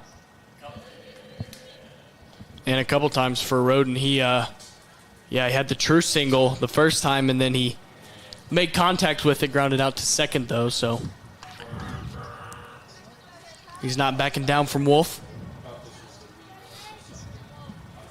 Which, I mean, is impressive itself, because Wolf is just putting on an absolute clinic. And another strikeout, number 12 for Reese Wolf. Did he swing at that? I wasn't paying any attention. Was he looking? I think he swung. Can we get a consensus there? Yeah, I think was he looking or swinging? Number 16, the left fielder. Looking. Yeah, that's good thing looking. we've got our official scorer that's up what I here. thought. Yeah, that's what you thought. You're Yeah. right on top of it. Is it my imagination or is it getting really dark? Yeah, I think it definitely did get dark there. Kind of, and within like the last 5 minutes too. That pitch will be fouled down the left field side, so I'm trying to keep a close eye on the pitch count, too, for Reese Wolf. You can throw 120 pitches, but it's early in the season. That's your max you can throw, is 120. But it's early in the season, and that will be another hit to the right side that time by Drew White. So White able to poke it through the right side. Man, and that's the first hit of the contest since the first hitter of the game. Number 12, the first baseman, Gavin Likens. Just shows what kind of game Wolf has been having. And that'll bring up Gavin Likens, the first baseman. See if they've got maybe an opportunity here. I think they're probably going to tell him to take a couple of pitches and see if they can get White to second base with the 1 out. They're going to try to see something. But Reese right now with like 68 pitches that he's thrown, according to the game changer from Plainfield. So he may not have very many more pitches left in him. This is early in the season, and he pitched through almost 50 pitches on Saturday. I think it was 46. And early in the season, you don't want to do anything. So I talked a little bit with Coach Webster prior to the contest tonight and asked him about who you've got pitching. You're kind of in an odd situation, too, because of the fact that you played twice on Saturday in a doubleheader, and then you came back yesterday, and normally you wouldn't have had a game, but you had a makeup game, and so Alex Cush throws yesterday. Today you've got a conference game against Plainfield, and then tomorrow you've got another conference game. And then they play on Friday, and then they play on Saturday in a doubleheader down at Jasper. So your pitching staff that's already kind of stretched to the max, you may maybe to the max here tonight. So we'll see what happens.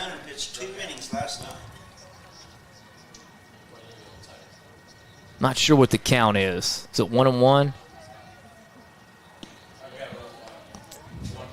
Is now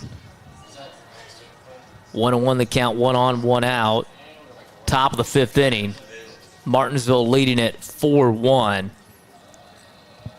Pitch number 71 for Reese. So I'm thinking he maybe completes this inning, and that may be it. Again, they'll go back to second, and Reese hits the... Yeah, he got drilled, and he is in some pain right Drew, now. yeah, I mean... So hopefully he'll be okay as he's diving back into second base.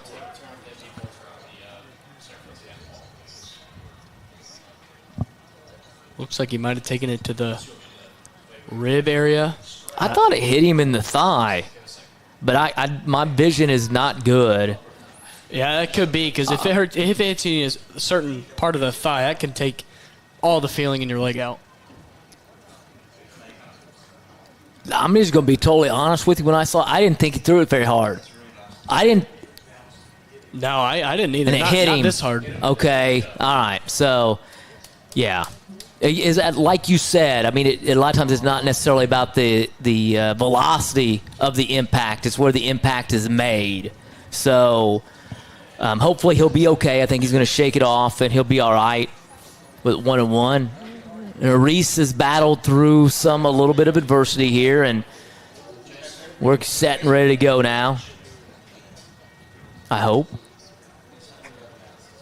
I do not want to have a delay or a suspended ball game. So hopefully any weather that, like if you look outside right now, it looks like it's going to rain. But I'm going to check the radar. Yeah, I mean, it got dark really quick like we were talking about earlier, and I checked it earlier. It was around 50% chance that it would storm, and we've been good so far. Yeah, it doesn't. I mean, the radar shows like there's some stuff maybe getting ready to pop up just to our west, and it surely looks like that when we look out here toward our west. But hopefully it'll hold off. 2-1 the count. That pitch driven into left field. It will get down, and it'll take the hop over the fence for the ground rule double. So that'll be an RBI double by Gavin Likens that chases home Drew White. And so the Quakers have cut the lead to 4-2 now. And we talked about it a little bit, how the infield turf, Bo, has those coconut walnut fibers, and it's a little harder, not as much bounce. The outfield turf is very similar to the football field turf, and you get the rubber pellets and you get the bounce over the fence. Yeah, last year if that ball was hitting that exact same spot, that ball is not going over the fence. It's probably going not even halfway up the fence, but yeah, that's also something that you kind of have to look out for is, yeah, the bounces. And we may not even have been playing yet with all the rain we've had, and that ball may have just stuck out in the outfield with the rain we had last year. So obviously with the improvements here, the big thing that it does is allows the kids to have more practice time and more game time. They aren't losing that to the weather, and so it's been fantastic here. And it looks awesome. Nice bounce right there to Jackson Proctor up on to first base, and that's another benefit of it, like we talked about already. Nice true hops. You know, those are like infielding ground ball with the nice fungos right to you. Up, throw it on to first base for the second out of the inning. Yeah, you don't have to worry about any crazy bounces that it might take, and usually it's that last bounce that it takes before it gets to you. That's when it wants to, change directions, and yeah, it's also always the worst. Short hop or goes up top, hits you in your chest. Or it pops you right in your chest, yeah. So that one right up to Jackson. Here in the top of the fifth inning, Martinsville leads at 4-2. Plainfield, the story of the game thus far, has been Reese Wolf, really. Reese with the 12 strikeouts thus far, also a home run. But for Plainfield, Zach Roden with a single to lead off the game. He advanced to third on a error by the first baseman on a pickoff attempt, and now he jams one right back up the middle. So Zach with an RBI single, and he's done well, 2 for 3 on the game. The second baseman, number 7. And all of a sudden, Bo, it's a 4-3 contest. Yeah, we were thinking that maybe Coach Webster just wanted to get Wolf out of the inning, but he's coming onto the field now, looks like. Yeah, I'm going to see if maybe he's going to try to go to the dugout here or go to the bullpen and take him out. I'm not sure who he would get or who would pitch for him. But we'll wait and see here. He may just be trying to buy some time. Remember, he's a veteran head coach, so who knows what he's got up his sleeve here. Won a state championship for Decatur Central in 2008 in the Hall of Fame. Yeah, I think he was just trying to figure out what he could do here. So Zach Roden, the runner at first, 5 for 5 in the stolen base category, and Martinsville really tried to keep him close the first time, but you had an error, and so the two-base error allowed Zach to get to third base, and then he came home on a drop third strike. It was a strange first inning, top of the first inning, for a variety of reasons. For us, we're trying to get cameras correct and all these things, but Reese Wolf ends up striking out 4 in that first inning, and the Quakers are able to get an unearned run. There goes Zach Roden. He's into second safely. 6 for 6 now in the stolen base category, and Grady Broughton, who's struck out twice thus far, comes in at .333. Runner in scoring position, and with the 2 outs, you know that Roden's running on the crack of the bat. So we'll see what happens here. And what Martinsville elects to do is Reese up nearing that 80-pitch mark. Ground ball back up the middle. Reese fields it, sets himself, rifles it on to first, and that will do it for the top of the 5th inning. Well, the Quakers able to plate a couple of runs. They do it on 3 base hits. No artesian errors. We will head to the bottom of the 5th. Martinsville still leading it 4-3. Bottom of the 5th, the 9-1-2 hitters, Richie Proctor. At Home Bank, we value our communities. Homegrown. Home style. Home team. Home for the holidays. Your new home. Because at the end of the day, this is your bank. And when a bank really understands your needs, you feel at home.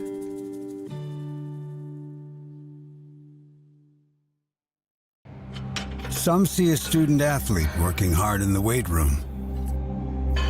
We see a future leader learning there are no shortcuts to success. Some see a start to a swim meet.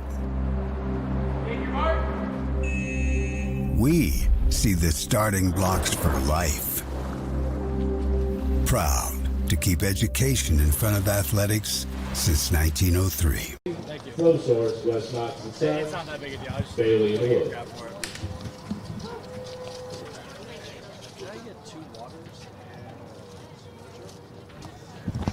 We're back here for the bottom of the 5th inning. 9-1-2 for the Artesians. James, Richie, Jackson, Proctor, and Josh Jones for Martinsville. And it was James Ritchie who kind of got things going for the Artesians.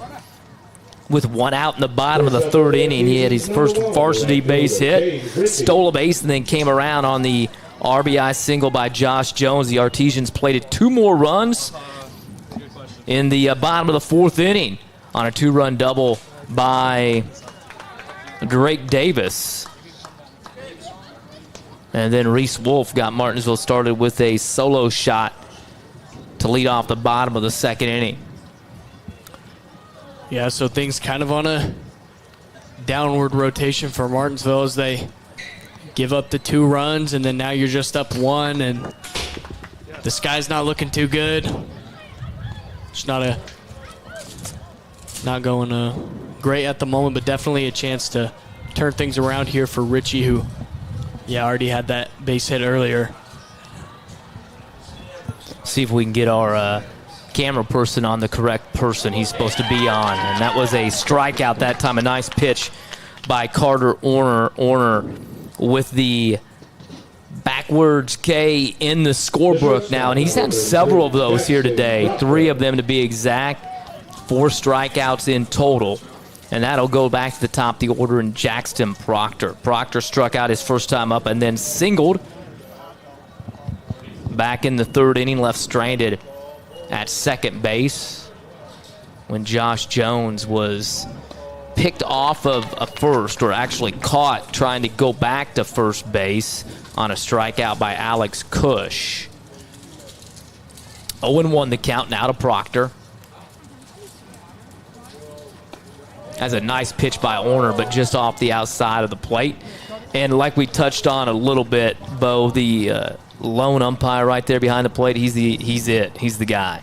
There's only one ump here today, so bravo to him stepping in, doing a fantastic job thus far. And really, disaster has kind of struck for him with him having to make the toughest calls. That call at second base where, right? Yeah, that's the toughest call you can think of for a guy in that situation. And then we had the tough call at first base too. So, yeah, he hasn't been dealt the best cards, but he's doing a great job. Pitch popped up, kind of lost that, but it's going to the right fielder who did not lose it, and Luke Starnes squeezes it for out number 2. I thought maybe we were going to see the need for some lights to come on here, and it kind of came on a little bit, or starting to come on. They're like the new LED. I don't know if I know Coach Staggs can control those. I keep calling him Coach Staggs. That's popped up and fouled back by Josh Jones. Hopefully our camera person, Jace Malin, was paying attention, because that came screaming back at him maybe. He probably was not. But it looks like the lights are starting to come on a little bit here. And then it looked like the sun was kind of out in the outfield, but a nice light set up here at Tutterow Field really illuminates the field nicely. A 1-1 the count to Josh Jones, who had an RBI single his last time up. 1-2 now the count to the Artesian first baseman, the junior first baseman, and also on the football team. Is he the H-back or tight end? H-back? What's your official? What did you play? You two played the same position. I called it tight end, but with our system too, we called it W was the letter that we used, but H-back's what it is too. And the H-back grounds out to the shortstop, 6-3 to retire the side. So the Artesians go down in order for the first time since the first inning. We'll head to the top of the 6th inning. Will we see a pitching change? Come back and we'll tell you about it. We just got a good group of guys that can shock some people.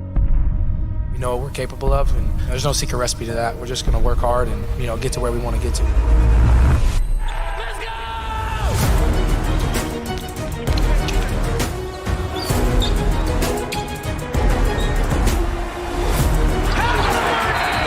We're a young, hungry group, ready to go. We just want to win. Ready to get started. At Home Bank, we value our communities. Homegrown. Home style. Home team. Home for the holidays. Your new home. Because at the end of the day, this is your bank. And when a bank really understands your needs, you feel at home.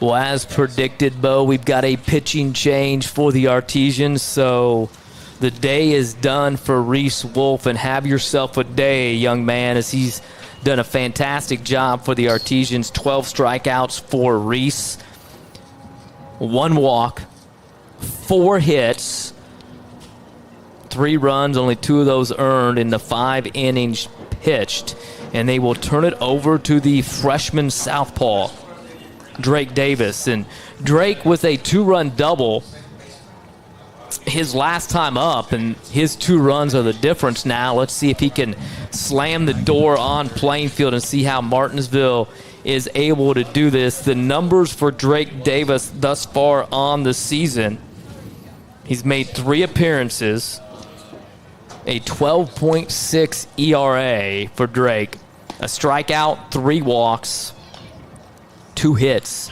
in an inning and 2/3, giving up 3 runs, 3 of those earned. And this has been the Artesians, issue where you go with pitching. We got 10 guys on the lineup card here today. You had 2 games on Saturday. You had a game last night in which you threw you threw Alex Cush, and then you've got a game tomorrow night where you have a conference matchup and you got to have guys available, so you're kind of in a jam here and your pitching will be thin. So we'll wait and see what happens. A lot of pressure for a freshman, though, regardless. Yeah. Last night, the Artesians had to throw Hunter Stroud.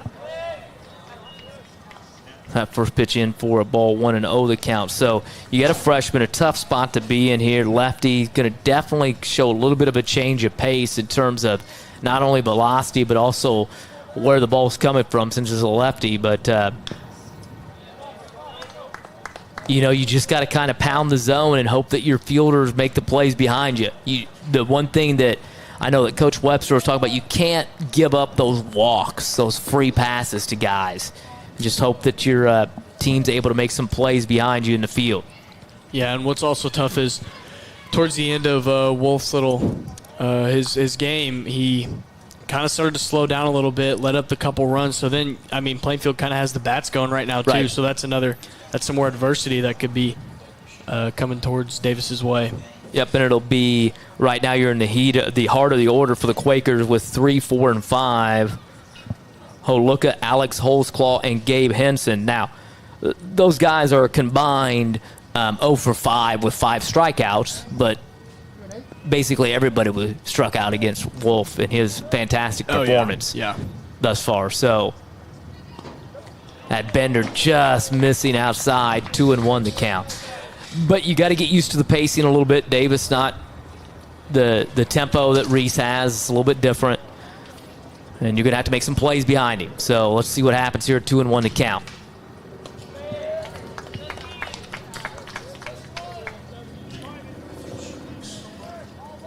And Holuka up 3-1 here. And he's probably just going to make him paint the zone here too as well. I don't think he's probably swinging, but nope, he is. Right to the third baseman. Now you got to make this play. And they do. So nicely done. Hunter Stroud picks it cleanly at third. The throw to Josh Jones at first, and there's one away, and that's how you do it.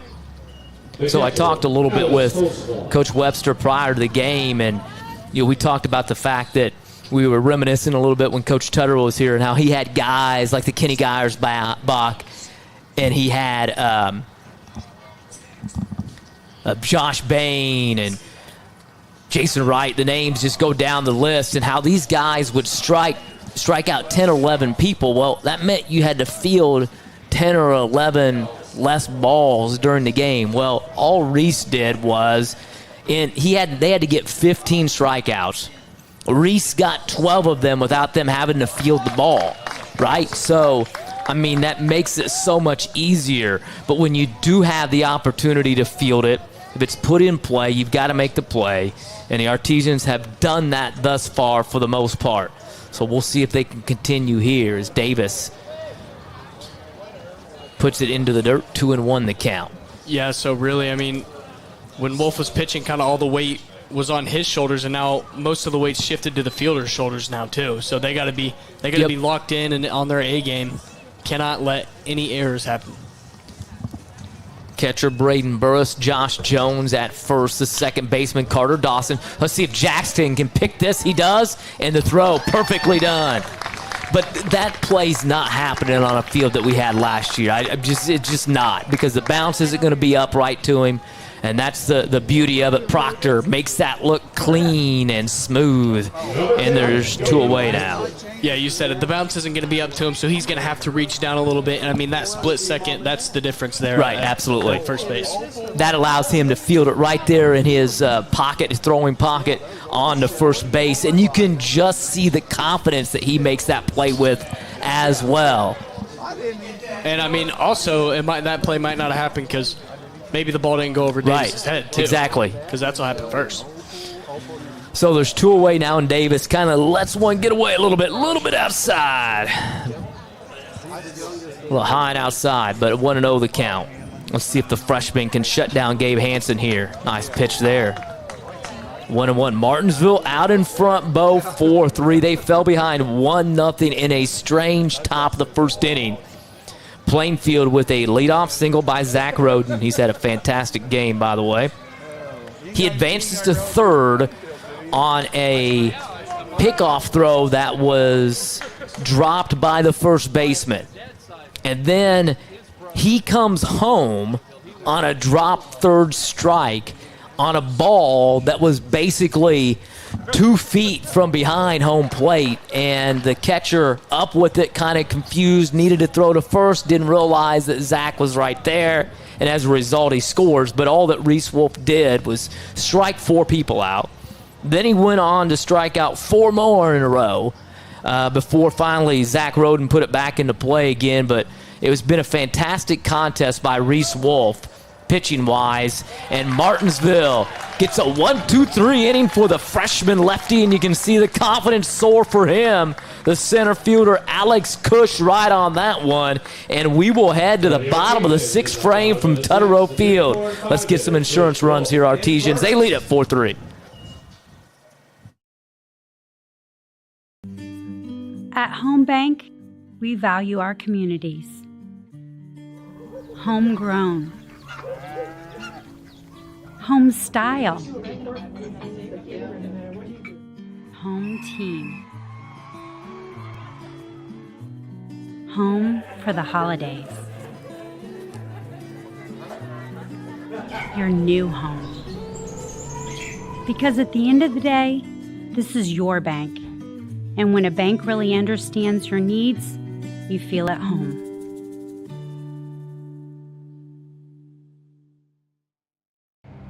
Some see a student athlete working hard in the weight room. We see a future leader learning there are no shortcuts to success. Some see a start to a swim meet. We see the starting blocks for life. Proud to keep education in front of athletics since 1903.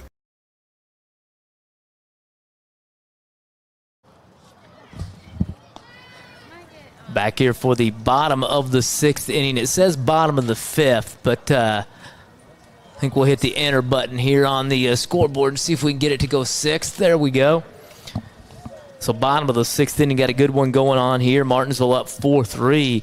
Softball locked in a 3-3 battle in the bottom of the 6th inning as well. The tennis match is wrapped up. The track meet's still going on, and I'm assuming that the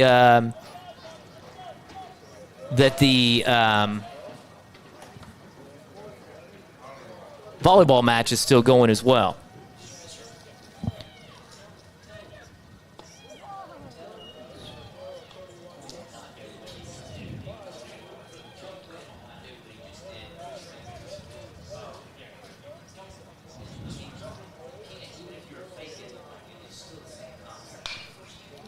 Ooh.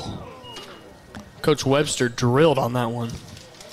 And Alex Cush turns on it, fouls it off. Coach Webster has probably been drilled several times in the past. A veteran head coach, but hopefully he'll be okay.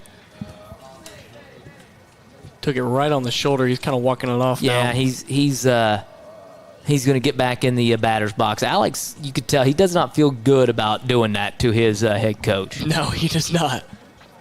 He probably wants to walk over there and give him a hug right now, but fighting the urge. He says, all right, there you go. He's got it. But Coach Webster kind of battling it off. I think he's 80 years old. He's still going strong, and that's awesome. Wow. A veteran and a lot of knowledge to share. Still has a passion for the game and trying to bring it here to the Artesians. And he's got things cooking here tonight. 1-2 the count to the Artesians center fielder Alex Cush. High pop out to the shortstop his first time up, and a couple of strikeouts now. So one away here in the bottom of the 6th inning. It'll bring up Reese Wolf. Reese 1 for 1. A home run and a walk. And it would be nice to get a home run here. It really would. It really would. I mean, we might as well. Reese, you've done everything else here. You've hit a home run. You've struck out 12 people in 5 innings, so just hit another home run.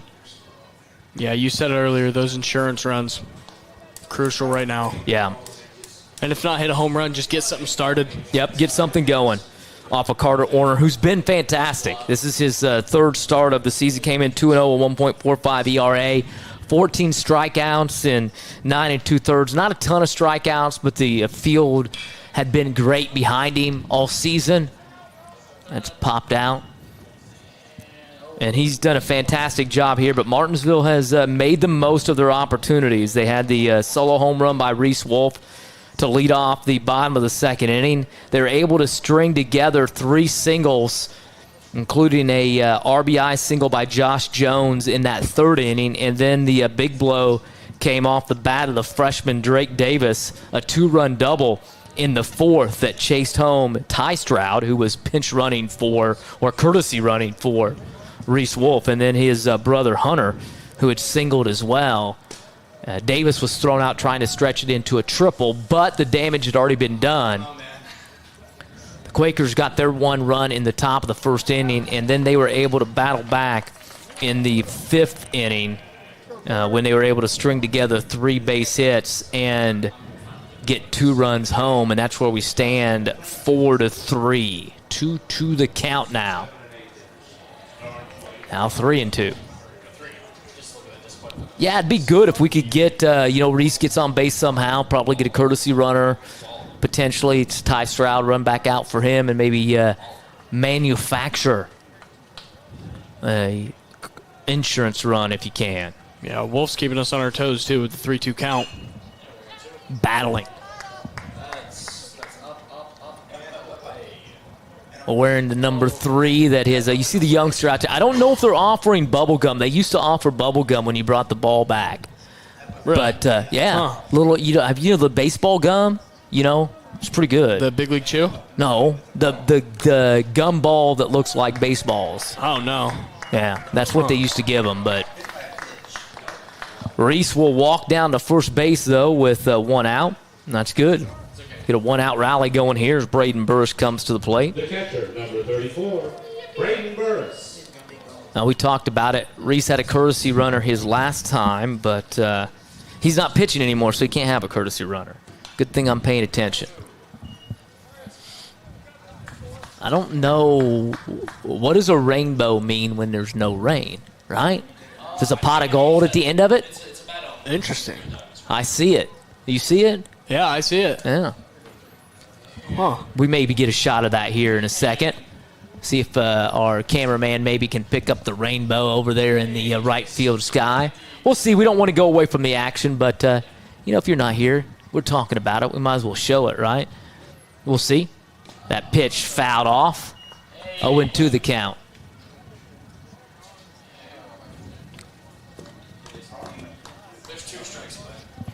Oh, 0-2 the count.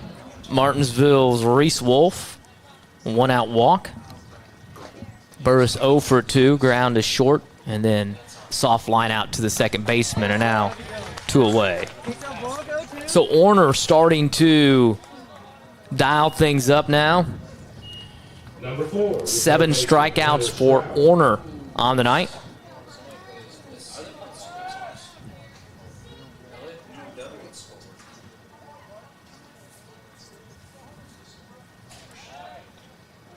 Giving up a couple of walks. And if Wolf gets a good leadoff and Stroud can gap one into right or left center field, I think he could score.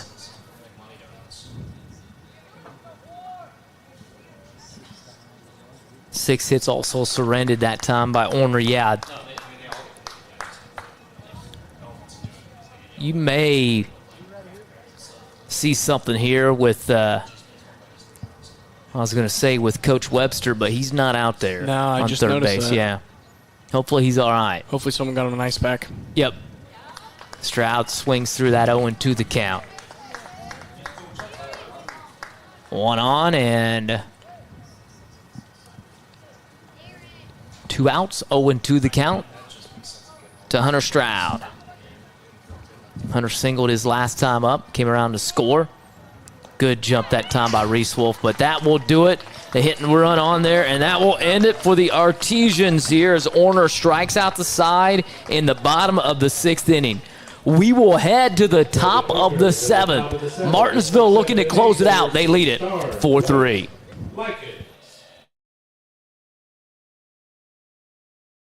We just got a good group of guys that can shock some people. We know what we're capable of, and there's no secret recipe to that. We're just going to work hard and, get to where we want to get to. Let's go!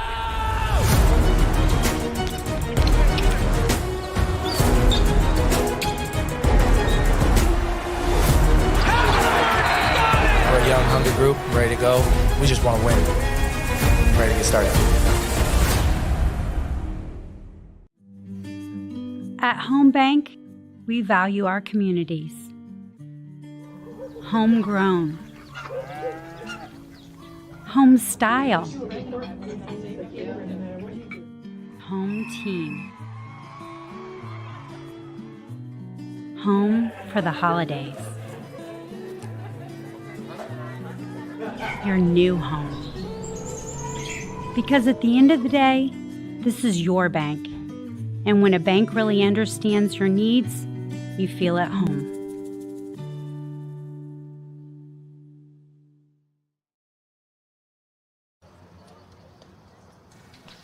Back here for the top of the 7th inning, Drake Davis, the freshman southpaw, will take the mound for his 2nd inning of work as a fantastic top of the 6th. Set the Quakers down in order, and he will face 6, 7, and 8. Luke Starnes 0 for 2, a couple of strikeouts. Drew White 1 for 2 with a single and a strikeout, and then Gavin Likens 1 for 2 as well with a double and a strikeout. Let's see what the freshman has in store. He pitched to contact, pumped the zone, let Plainfield put it in play, and let his fielders make the plays behind him last inning. Let's see if he can do the same here in the top of the 7th, and the Artesians can secure their 2nd win of the season and 1st in the conference. That first pitch a little bit high, 1-0 the count. Yeah, and we talked about it a little bit ago, how important the defense behind Drake has to be, and it has to be flawless this inning. Hits the zone there, 1-1 the count. He came off the mound after that 1-2-3, top of the 6th inning. You got a little bit of a bounce to him. Also coupled with the fact that he was able to deliver that big 2-run double as well, has you feeling good. Yeah, so, if he can finish this out, then he's right up there with Wolf for a really good game. So 2-1, he got away from it a little bit, and talked to Coach Webster prior to the game. We talked about that not only, a lot of the youngsters, a lot of people, it's all about offense. Whatever level you look at, when you talk about basketball, you're talking about baseball and things. Kids want to look at what do you do offensively, but the defense is just as important as well. What kind of play did you make and those kind of things. And so Davis made a good play on the offensive end, a big 2-run double, and that's been the difference thus far. He's trying to get the save here, but 3-1 the count. And he hasn't really faced any adversity on the mound yet here today, so let's try to stay away of that 3-1. And if you're Starnes, you're probably just trying to make him find the plate here. And he does, 3-2 the count. And Starnes, a name that we heard a lot in the football season. So, probably has some speed. He leaves it high, so it's going to be a leadoff walk. So let's see what the Artesians do here. Plainfield 1 on, and nobody out. And we'll go to the number 7 hitter, Drew White, who singled his last time up. And here comes Coach Webster. See what his choice is here.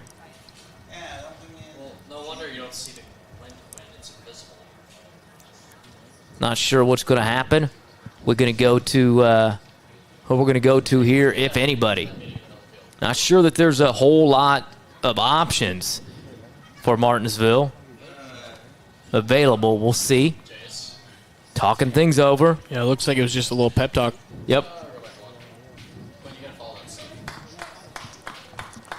I'm sure Coach Webster knew exactly what to say to Davis in that situation. He's probably done it many times before. So let's see what happens here for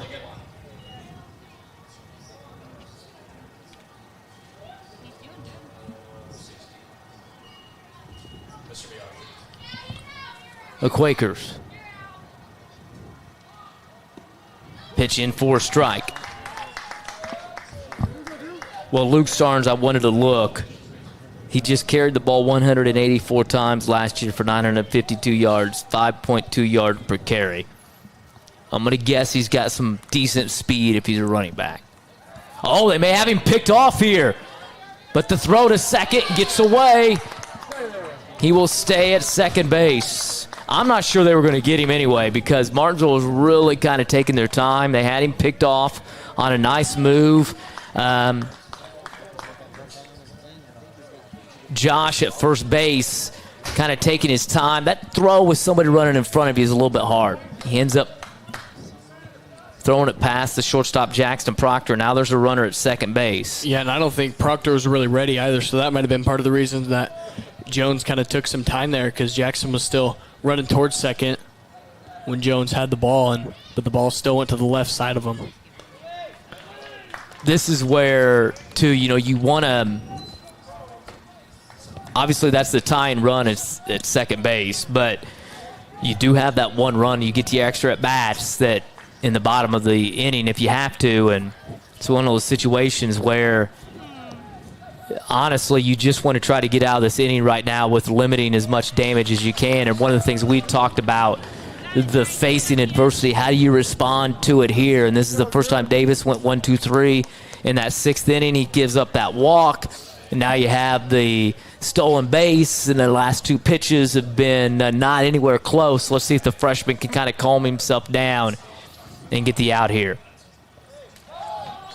That one's in the dirt, 3-1.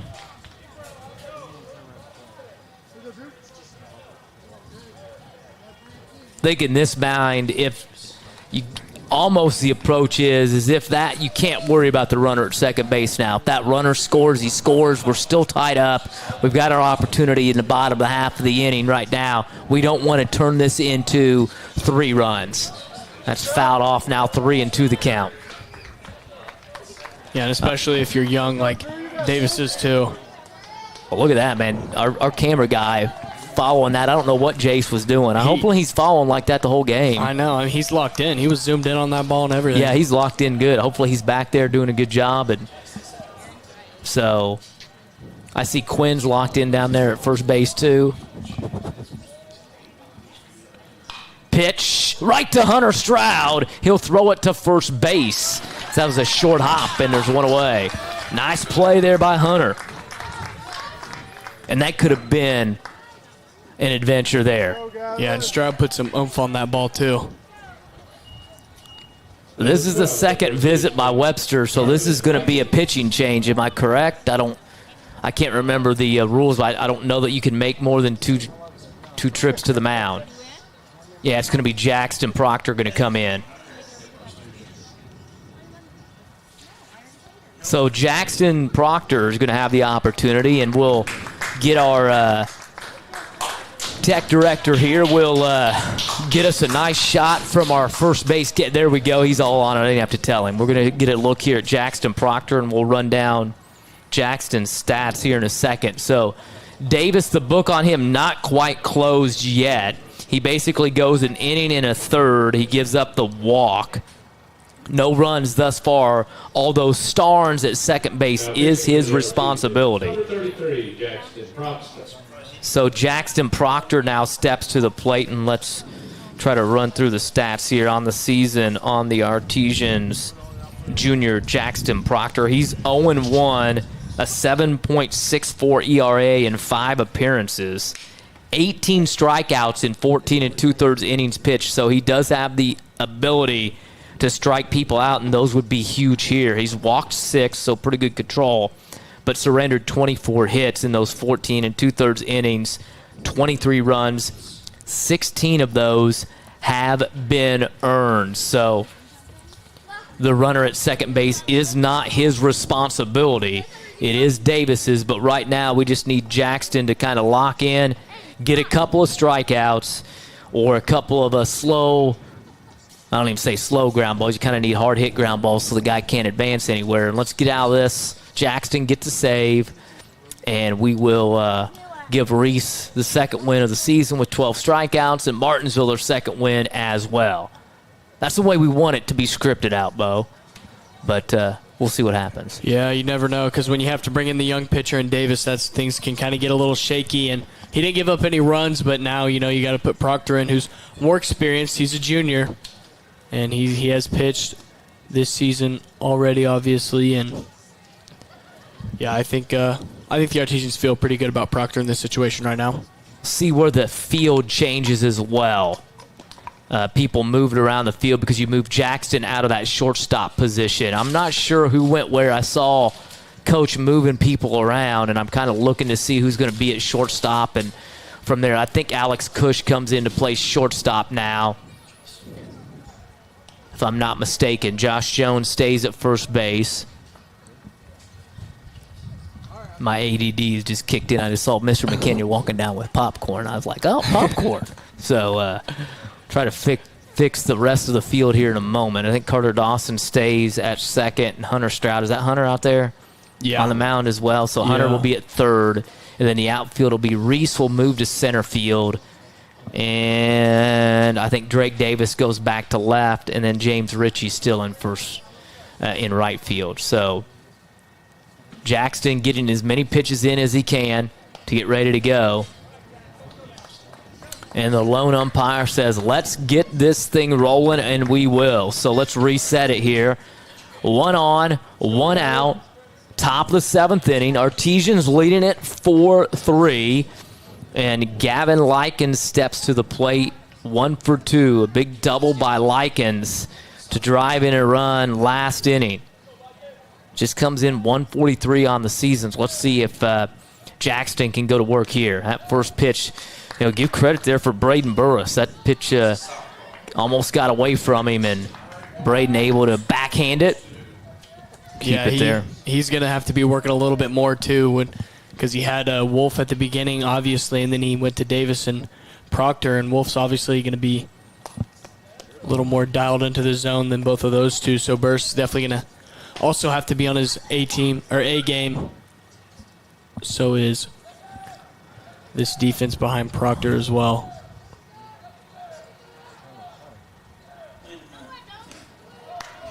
Pitch misses outside.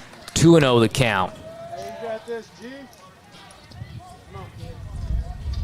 You don't want to put the go-ahead runner on, but it does get you into a fourth out situation should Likens walk. But it also then maybe forces you to get to Zach Roden, who's had a great day, 2 for 3 at the plate, leading the way for the Quakers. So you really want to stay away from him if you can.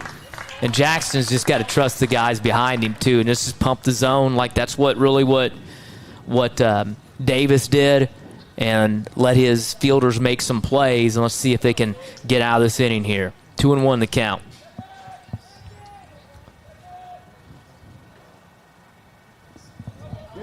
Now 3-1. And base running for the Quakers, I mean, every time they've been on base, they're leading off a lot. They're not letting these Martinsville pitchers kind of relax at all. And as we saw Wolf, I mean, he tried to pick a runner off 3 or 4 times in a row without throwing a pitch. Likens steps out, doubled his last time up, driving in a run.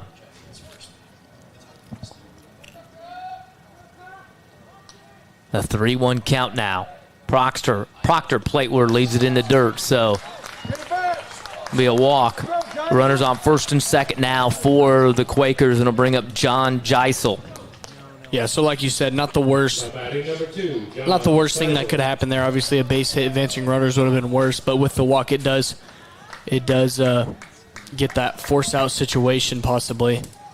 That's the only thing you don't want to have happen here is anything in the dirt that gets away. I say the dirt, I guess, I don't know what you call it anymore. It's not dirt, but you don't want anything to get by the catcher and allow those runners to get into second and third.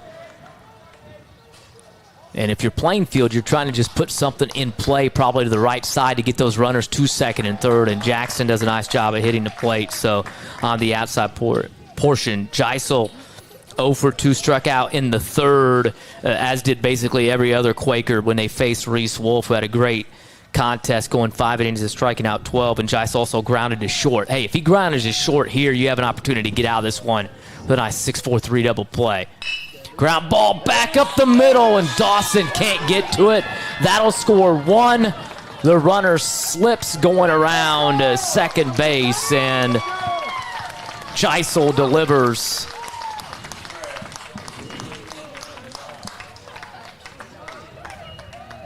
A base hit, RBI single, and we're knotted up now at 4-piece.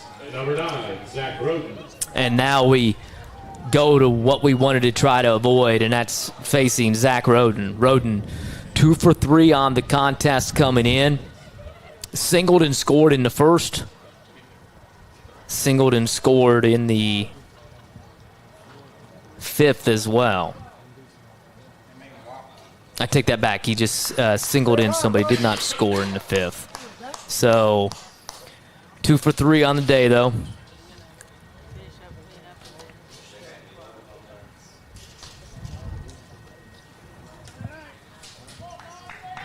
He'll step in from the left side of the plate with runners on first and second. Still just the 1 out.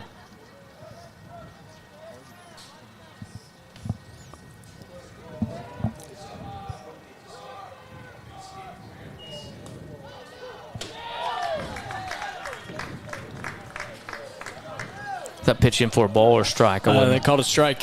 It was a little low and inside, I thought, but yeah, they gave it to him.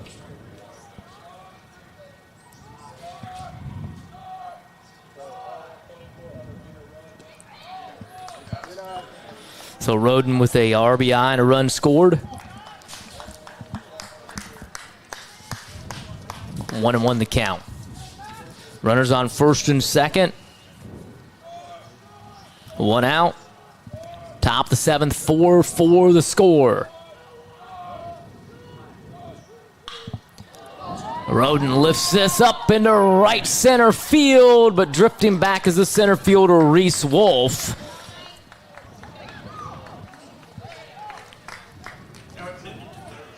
And the Quakers now, runners on second and third. They advance on the flyout. Both tag up. Likens advancing to third. He's struggling to stay up. So I don't know if he wore the wrong cleats or what, but he got to third base, and then after the throw, Geisel goes to second as Roden flies out deep to right center field. And we said Zach is the grandson of Ken Roden, the longtime softball coach here at Martinsville, won a couple of state championships, a staple in the community. And basically his whole family's over here on the right down the first base side. They all got up when they I was just about to say, that whole section's for him. Yeah, that whole section got up and to see if he was able to put it out of the yard. But fortunately, Reese Wolf able to corral it right there at the warning track. Yeah, I mean, that's a good 15, 20 people there for Roden. Yep. And Burris keeps it in front of him. It's a nice job, 2-0 the count, because now you're in a situation where a base hit here is going to put you up 2. A wild pitch is going to score at least 1. And, they're going to go ahead and walk him. So that'll bring up your number 3 hitter, Nathan Aholuka. And he's 0 for 3, came in at 375, and you hate to say it. I mean, we're here for Martinsville, but he's probably due coming in. So hopefully Jackson can do a good job and shut him down here with the bases full of Quakers. That's a nice pitch by Proctor, but Holuka holds off on it. 1-0 the count.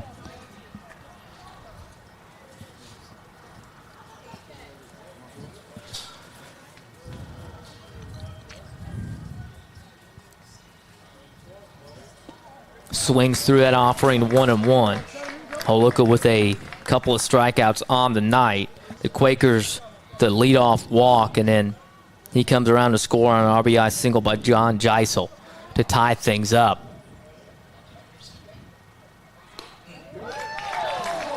Proctor paints the outside corner that time. 1-2 the count. Bases loaded here. Tie ball game 4-4. Looking ahead to the bottom of the 7th inning. It's the bottom of the Artesian order. Drake Davis, Carter Dawson, and James Ritchie, but those guys have produced. Ground ball, Hunter Stroud way over in front of the shortstop, fires it on to first to retire the side, but not before the Quakers tie it up. They do it courtesy of a couple of walks and an RBI single by John Geisel. We'll head to the bottom of the 7th inning. We're tied up at 4 apiece.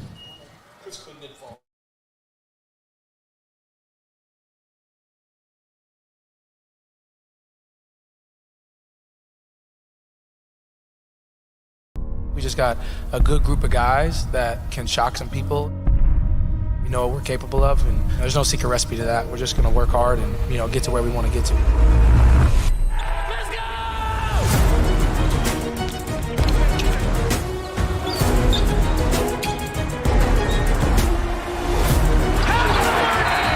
We're a young, hungry group, ready to go. We just want to win. Ready to get started. At Home Bank, we value our communities. Homegrown. Home style. Home team. Home for the holidays. Your new home. Because at the end of the day, this is your bank. And when a bank really understands your needs, you feel at home.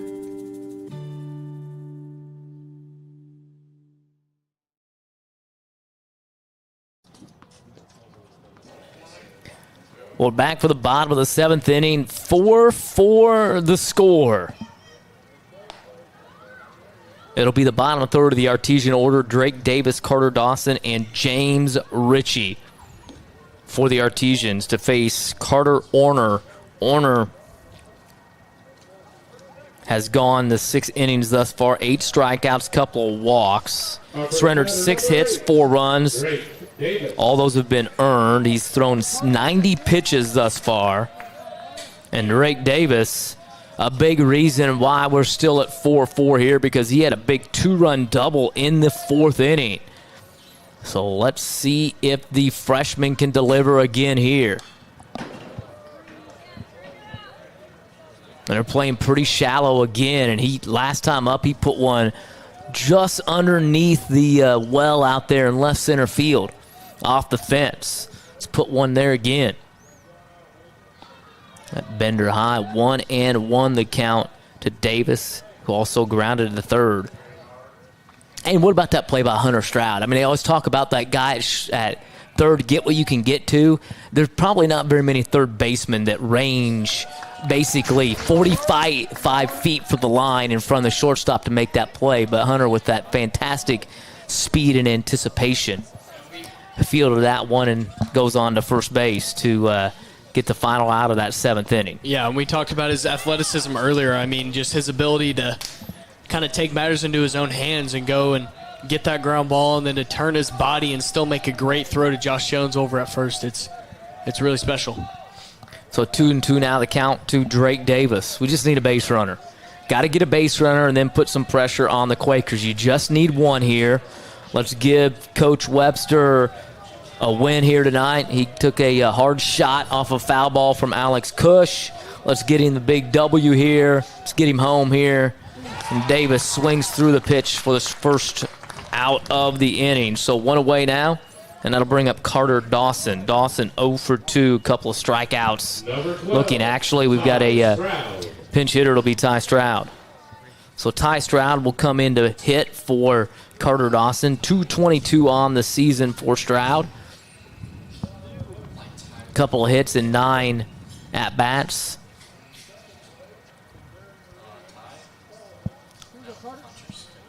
I'm going to guess he's got some pretty good speed too, yes?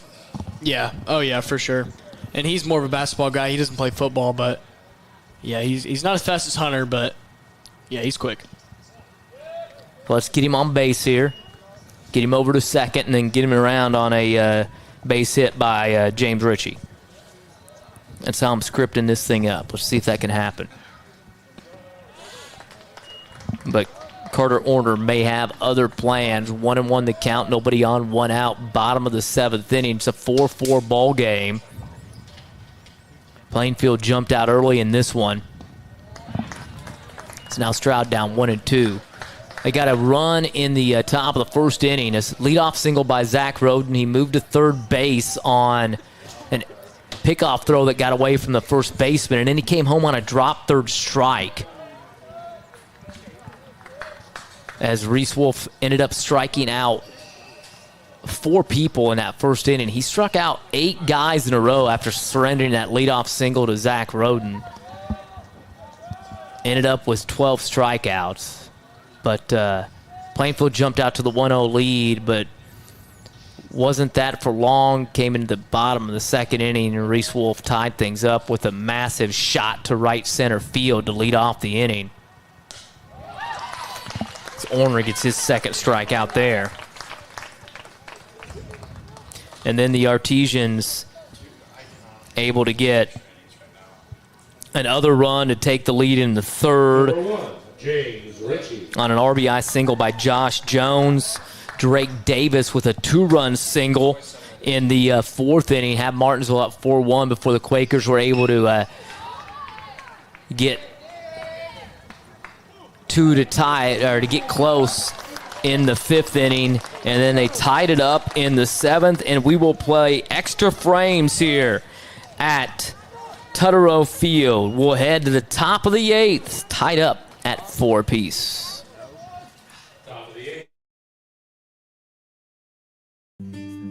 At Home Bank, we value our communities. Homegrown. Home style. Home team. Home for the holidays. Your new home. Because at the end of the day, this is your bank. And when a bank really understands your needs, you feel at home.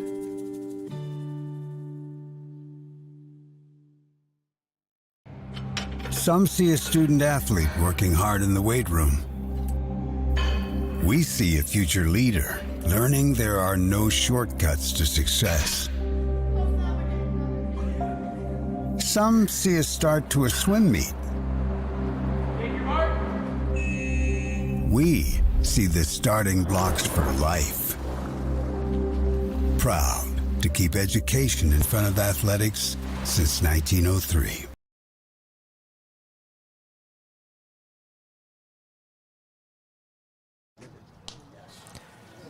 Back here for the top of the 8th inning. 4-4 the score. 4, 5, and 6 for the Quakers. Alex Holzclaw, Gabe Hansen, and Luke Starnes were in extra innings. We're also in extra innings over at the softball facility as well. They're knotted up at 3-3, Plainfield and Martinsville. As you get a look there at the new turf field. The M behind home plate. Martinsville and Artesians along the third and first baselines, the big well in center field, and the striping there with the alternating light and dark green. And now with these new lights taking effect as well, we got a nice look here as we head towards the top of the 8th inning. Jackson Proctor back on for the Artesians. Now, Martinsville plays Plainfield tomorrow night, and it's going to be interesting to see because I don't know who he's going to throw tomorrow. Yeah, no, I really don't either. I mean, started out with Wolf, and then you think probably Stroud, since Stroud pitched last night. Yeah, I mean, I'm not sure who he's going to throw. He may have to go with some youngsters, but right now he's not worried about that game. He's worried about trying to get this one closed out with Jackson Proctor. 2-0 the count. 3-0 now to Alex Holzclaw, the catcher. He's 0 for 2, struck out looking in the first inning, walked in the fourth, and then grounded to shortstop in the sixth. Well, Martinsville took a 4-3 lead into the sixth, and then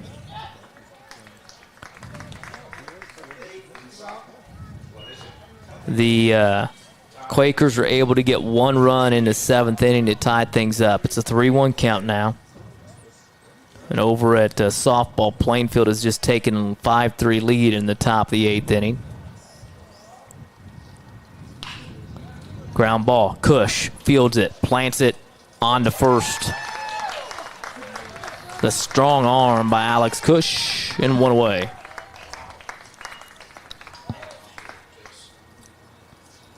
So we've mentioned this many times, and we'll mention it again, Bo, that just the smoothness, the consistency of the new turf field allows guys to make those kind of plays. Yeah, it really does, and we've seen it multiple times in this game. It's just it's so easy, so much easier to read it as before. I mean, with the dirt, it was every bounce was kind of iffy. You didn't really know if it was going to go one way or another, but now you can kind of get a good gauge. And I mean, they've been practicing this for months. They really work on their reads and kind of the timing of when they need to be, where they need to be. So the bounce is pretty true.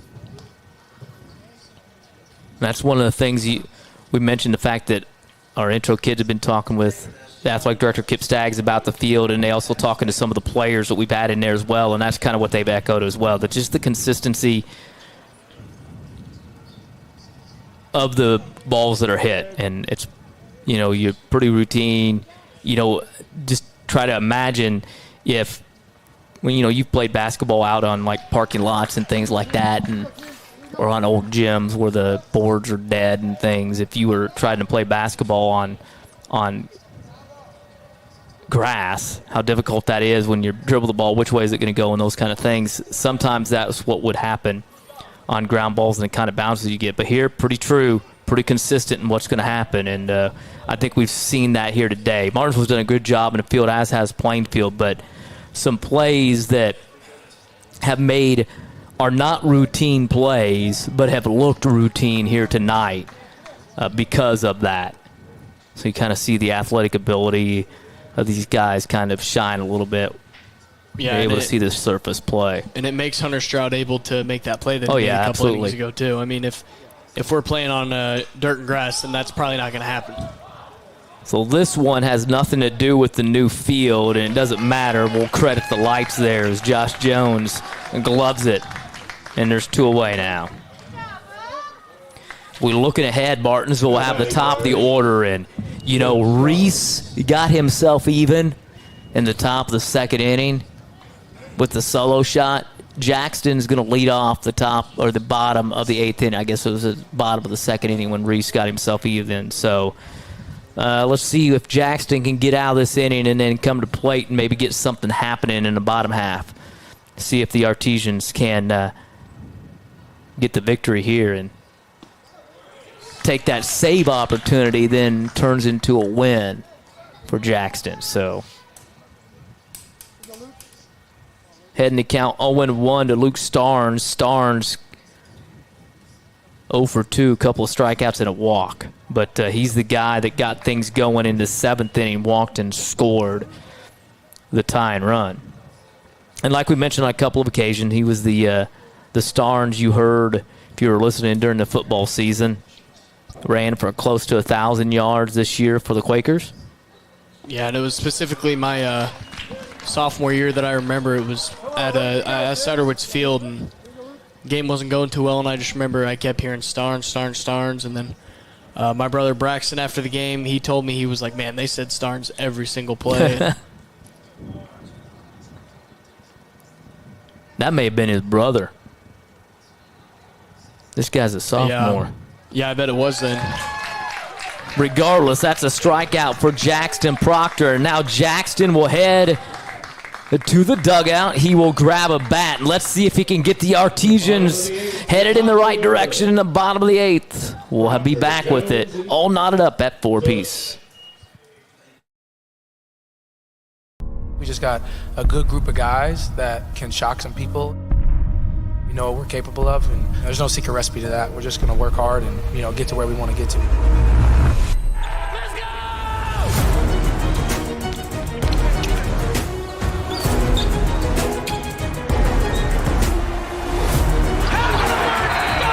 a young, hungry group, ready to go.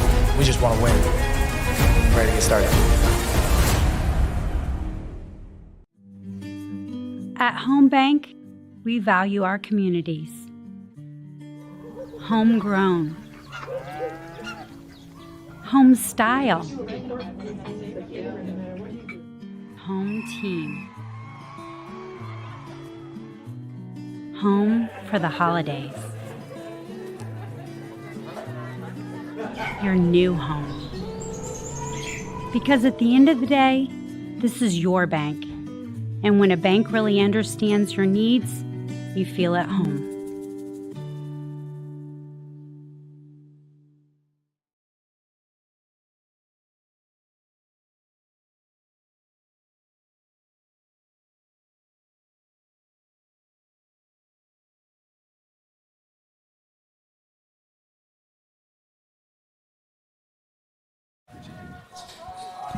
Well, here we go. We're back for the bottom of the 8th inning. Carter Orner back on.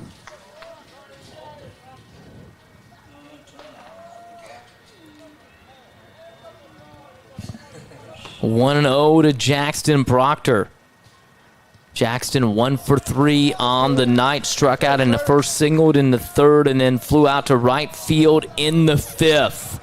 Jackson on the hook for possibly getting the win here for Martinsville on the mound. He probably isn't going to go very many innings either, so let's get things over with here in the bottom half. 4-4 the score. Orner back on for his 8th inning of work, and you can only throw 120 pitches, and he is approaching that limit right now. Orner is. Yeah, full game and more for Orner. Done a really nice job, especially here towards the end, as the Artesians haven't scored a run since the 4th inning.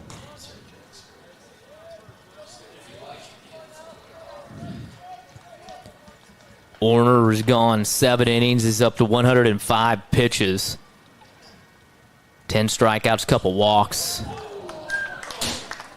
6 hits, giving up 4 runs. All those have been earned. Count runs full to Jackson Proctor.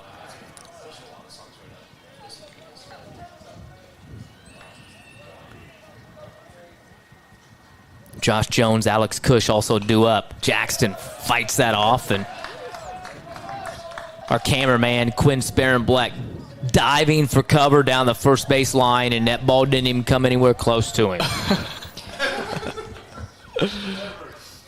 Yeah, he's bending down now. He's I don't scared. know what he's doing. I remember I gave your brother Maddox a hard time last year because anytime a ball was fouled back, I mean, he would be in the press box, behind glass, behind a fence. He was diving. That's a nice pitch that time. As Orner with the strikeout of Proctor, and there's one away here in the bottom of the 8th inning. That's strikeout number 11 for Orner on his 108th pitch. I would guess that Steve Marizzi the head coach for the Quakers, this will probably be his last inning, Orner's last inning, and if he hits 120 pitches, it'll have to be. So Jones will take that pitch high and inside. So your limit is 120 pitches in a day. He's approaching that right now. You can finish the batter you're on once you reach that. But we may have to have a pitching change as I look down in the bullpen, and there's some guys up getting ready for the Quakers. 1-1 to Josh Jones. He had a big RBI single in the third. 1 for 3. I think maybe Josh can get a hold of one here. High breaking ball. 1-2 now the count.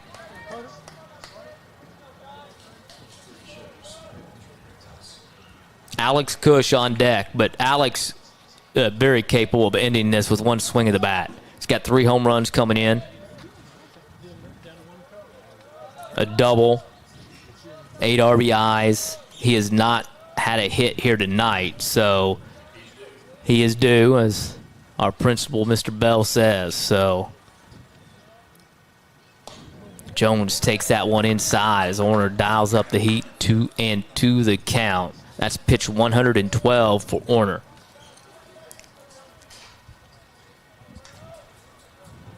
Shakes it off.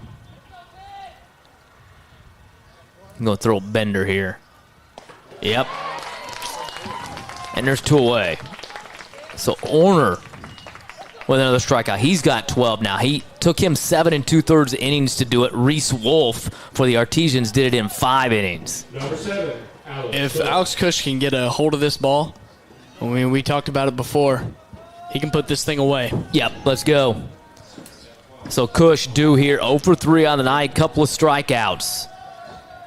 Orner with 113 pitches. This is probably the last guy. He may have one more guy to face. Let's see if Alex can get something done here. So we'll tell our camera people to be ready. First pitch, that may have been the one to do it at. 0-1 the count to the Artesians. Now shortstop, senior Alex Cush. Cush came in 500 on the campaign. Looking for his first hit here tonight. Settles in from the right side.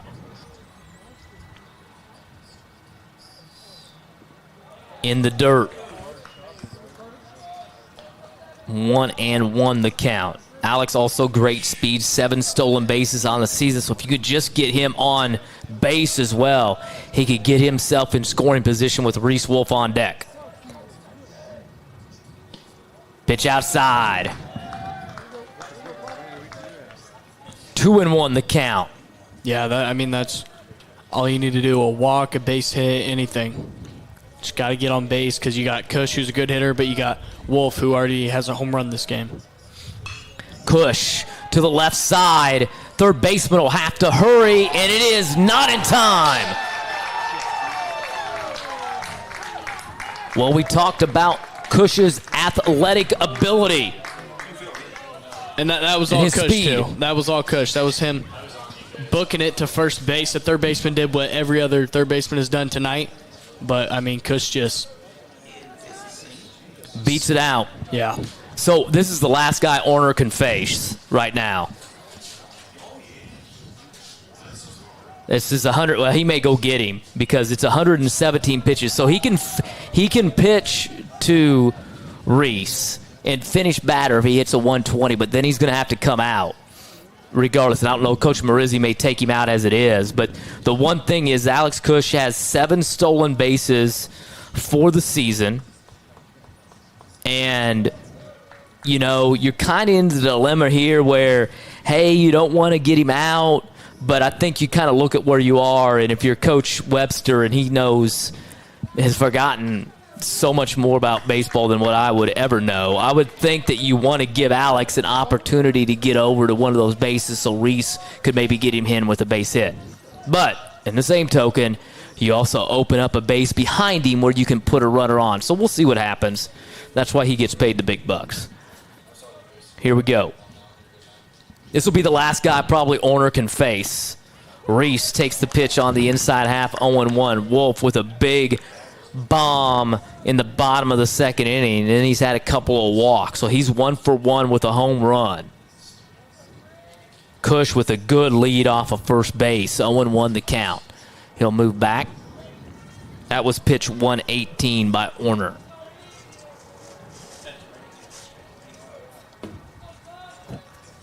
Alex, 7-7 in the stolen base department, slides back in safely. And the other thing that you do when you are able to get a good lead and you're kind of making that pitcher worry a little bit about you and maybe not focus as much on the batter. Alex going. Pitch outside to throw, not in time. Cush in there safely. He's in scoring position now, 1-1. Great speed, 2 outs. He's going on contact. You're going to see Coach Webster's arm fall off on the windmill if anything's put on the field because Cush will be rolling. And now that's the situation that happens. They put Reese on base now. I've got pitch 119 for Orner, so theoretically he can pitch to this batter. Runners on first and second now. Even though if he hits the 120, he can finish the batter. It'll be Braden Burris. Burris is 0 for 3. Now batting, number 34, Braden Burris. But hey, what a big spot and what a confidence boost this could be for Burris. Back playing behind the plate.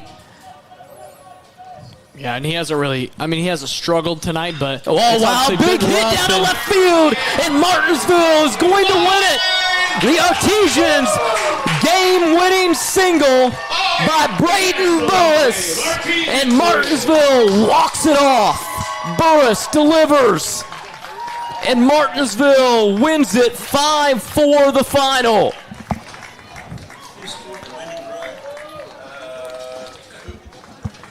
The Artesians' Alex Cush comes around, and Martinsville wins it 5-4 the final. That first pitch swinging even had our cameraman surprised a little bit.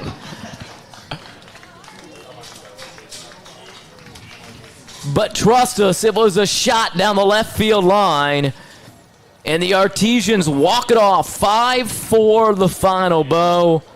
Martinsville wins it here tonight.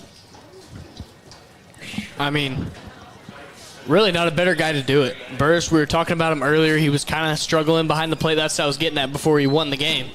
But, I mean, yeah, I couldn't be happier for him, really. And you talked about the confidence boost. It's exactly what he needed. Big base knock for Burris. Martinsville gets the win here, 5-4 the final as Alex Cush comes around to score the winning run. Jackson Proctor, who came on in relief, will pick up the victory for the Artesians, but make no mistake of it, Reese Wolf set the tone here for the Artesians on the mound and at the plate. 12 strikeouts in 5 innings. He also homered once as well. And the Artesians get the victory here tonight. The second of the season, and the second for the Hall of Fame head coach, Phil Webster. 5-4 the final. Martinsville wins it. This has been a student production of the MHS Rewind YouTube channel. The students in the broadcasting program at Martinsville High School responsible for producing the game here this evening. Jace Malin, Quinn Sparenblack ran cameras. Jackson Proctor produced it for those students along with my broadcast partner, Bo Dilley. I'm Eric Meyer. So long, everyone, from Teterow Field. Martinsville walks it off in the 8th. 5-4 the final.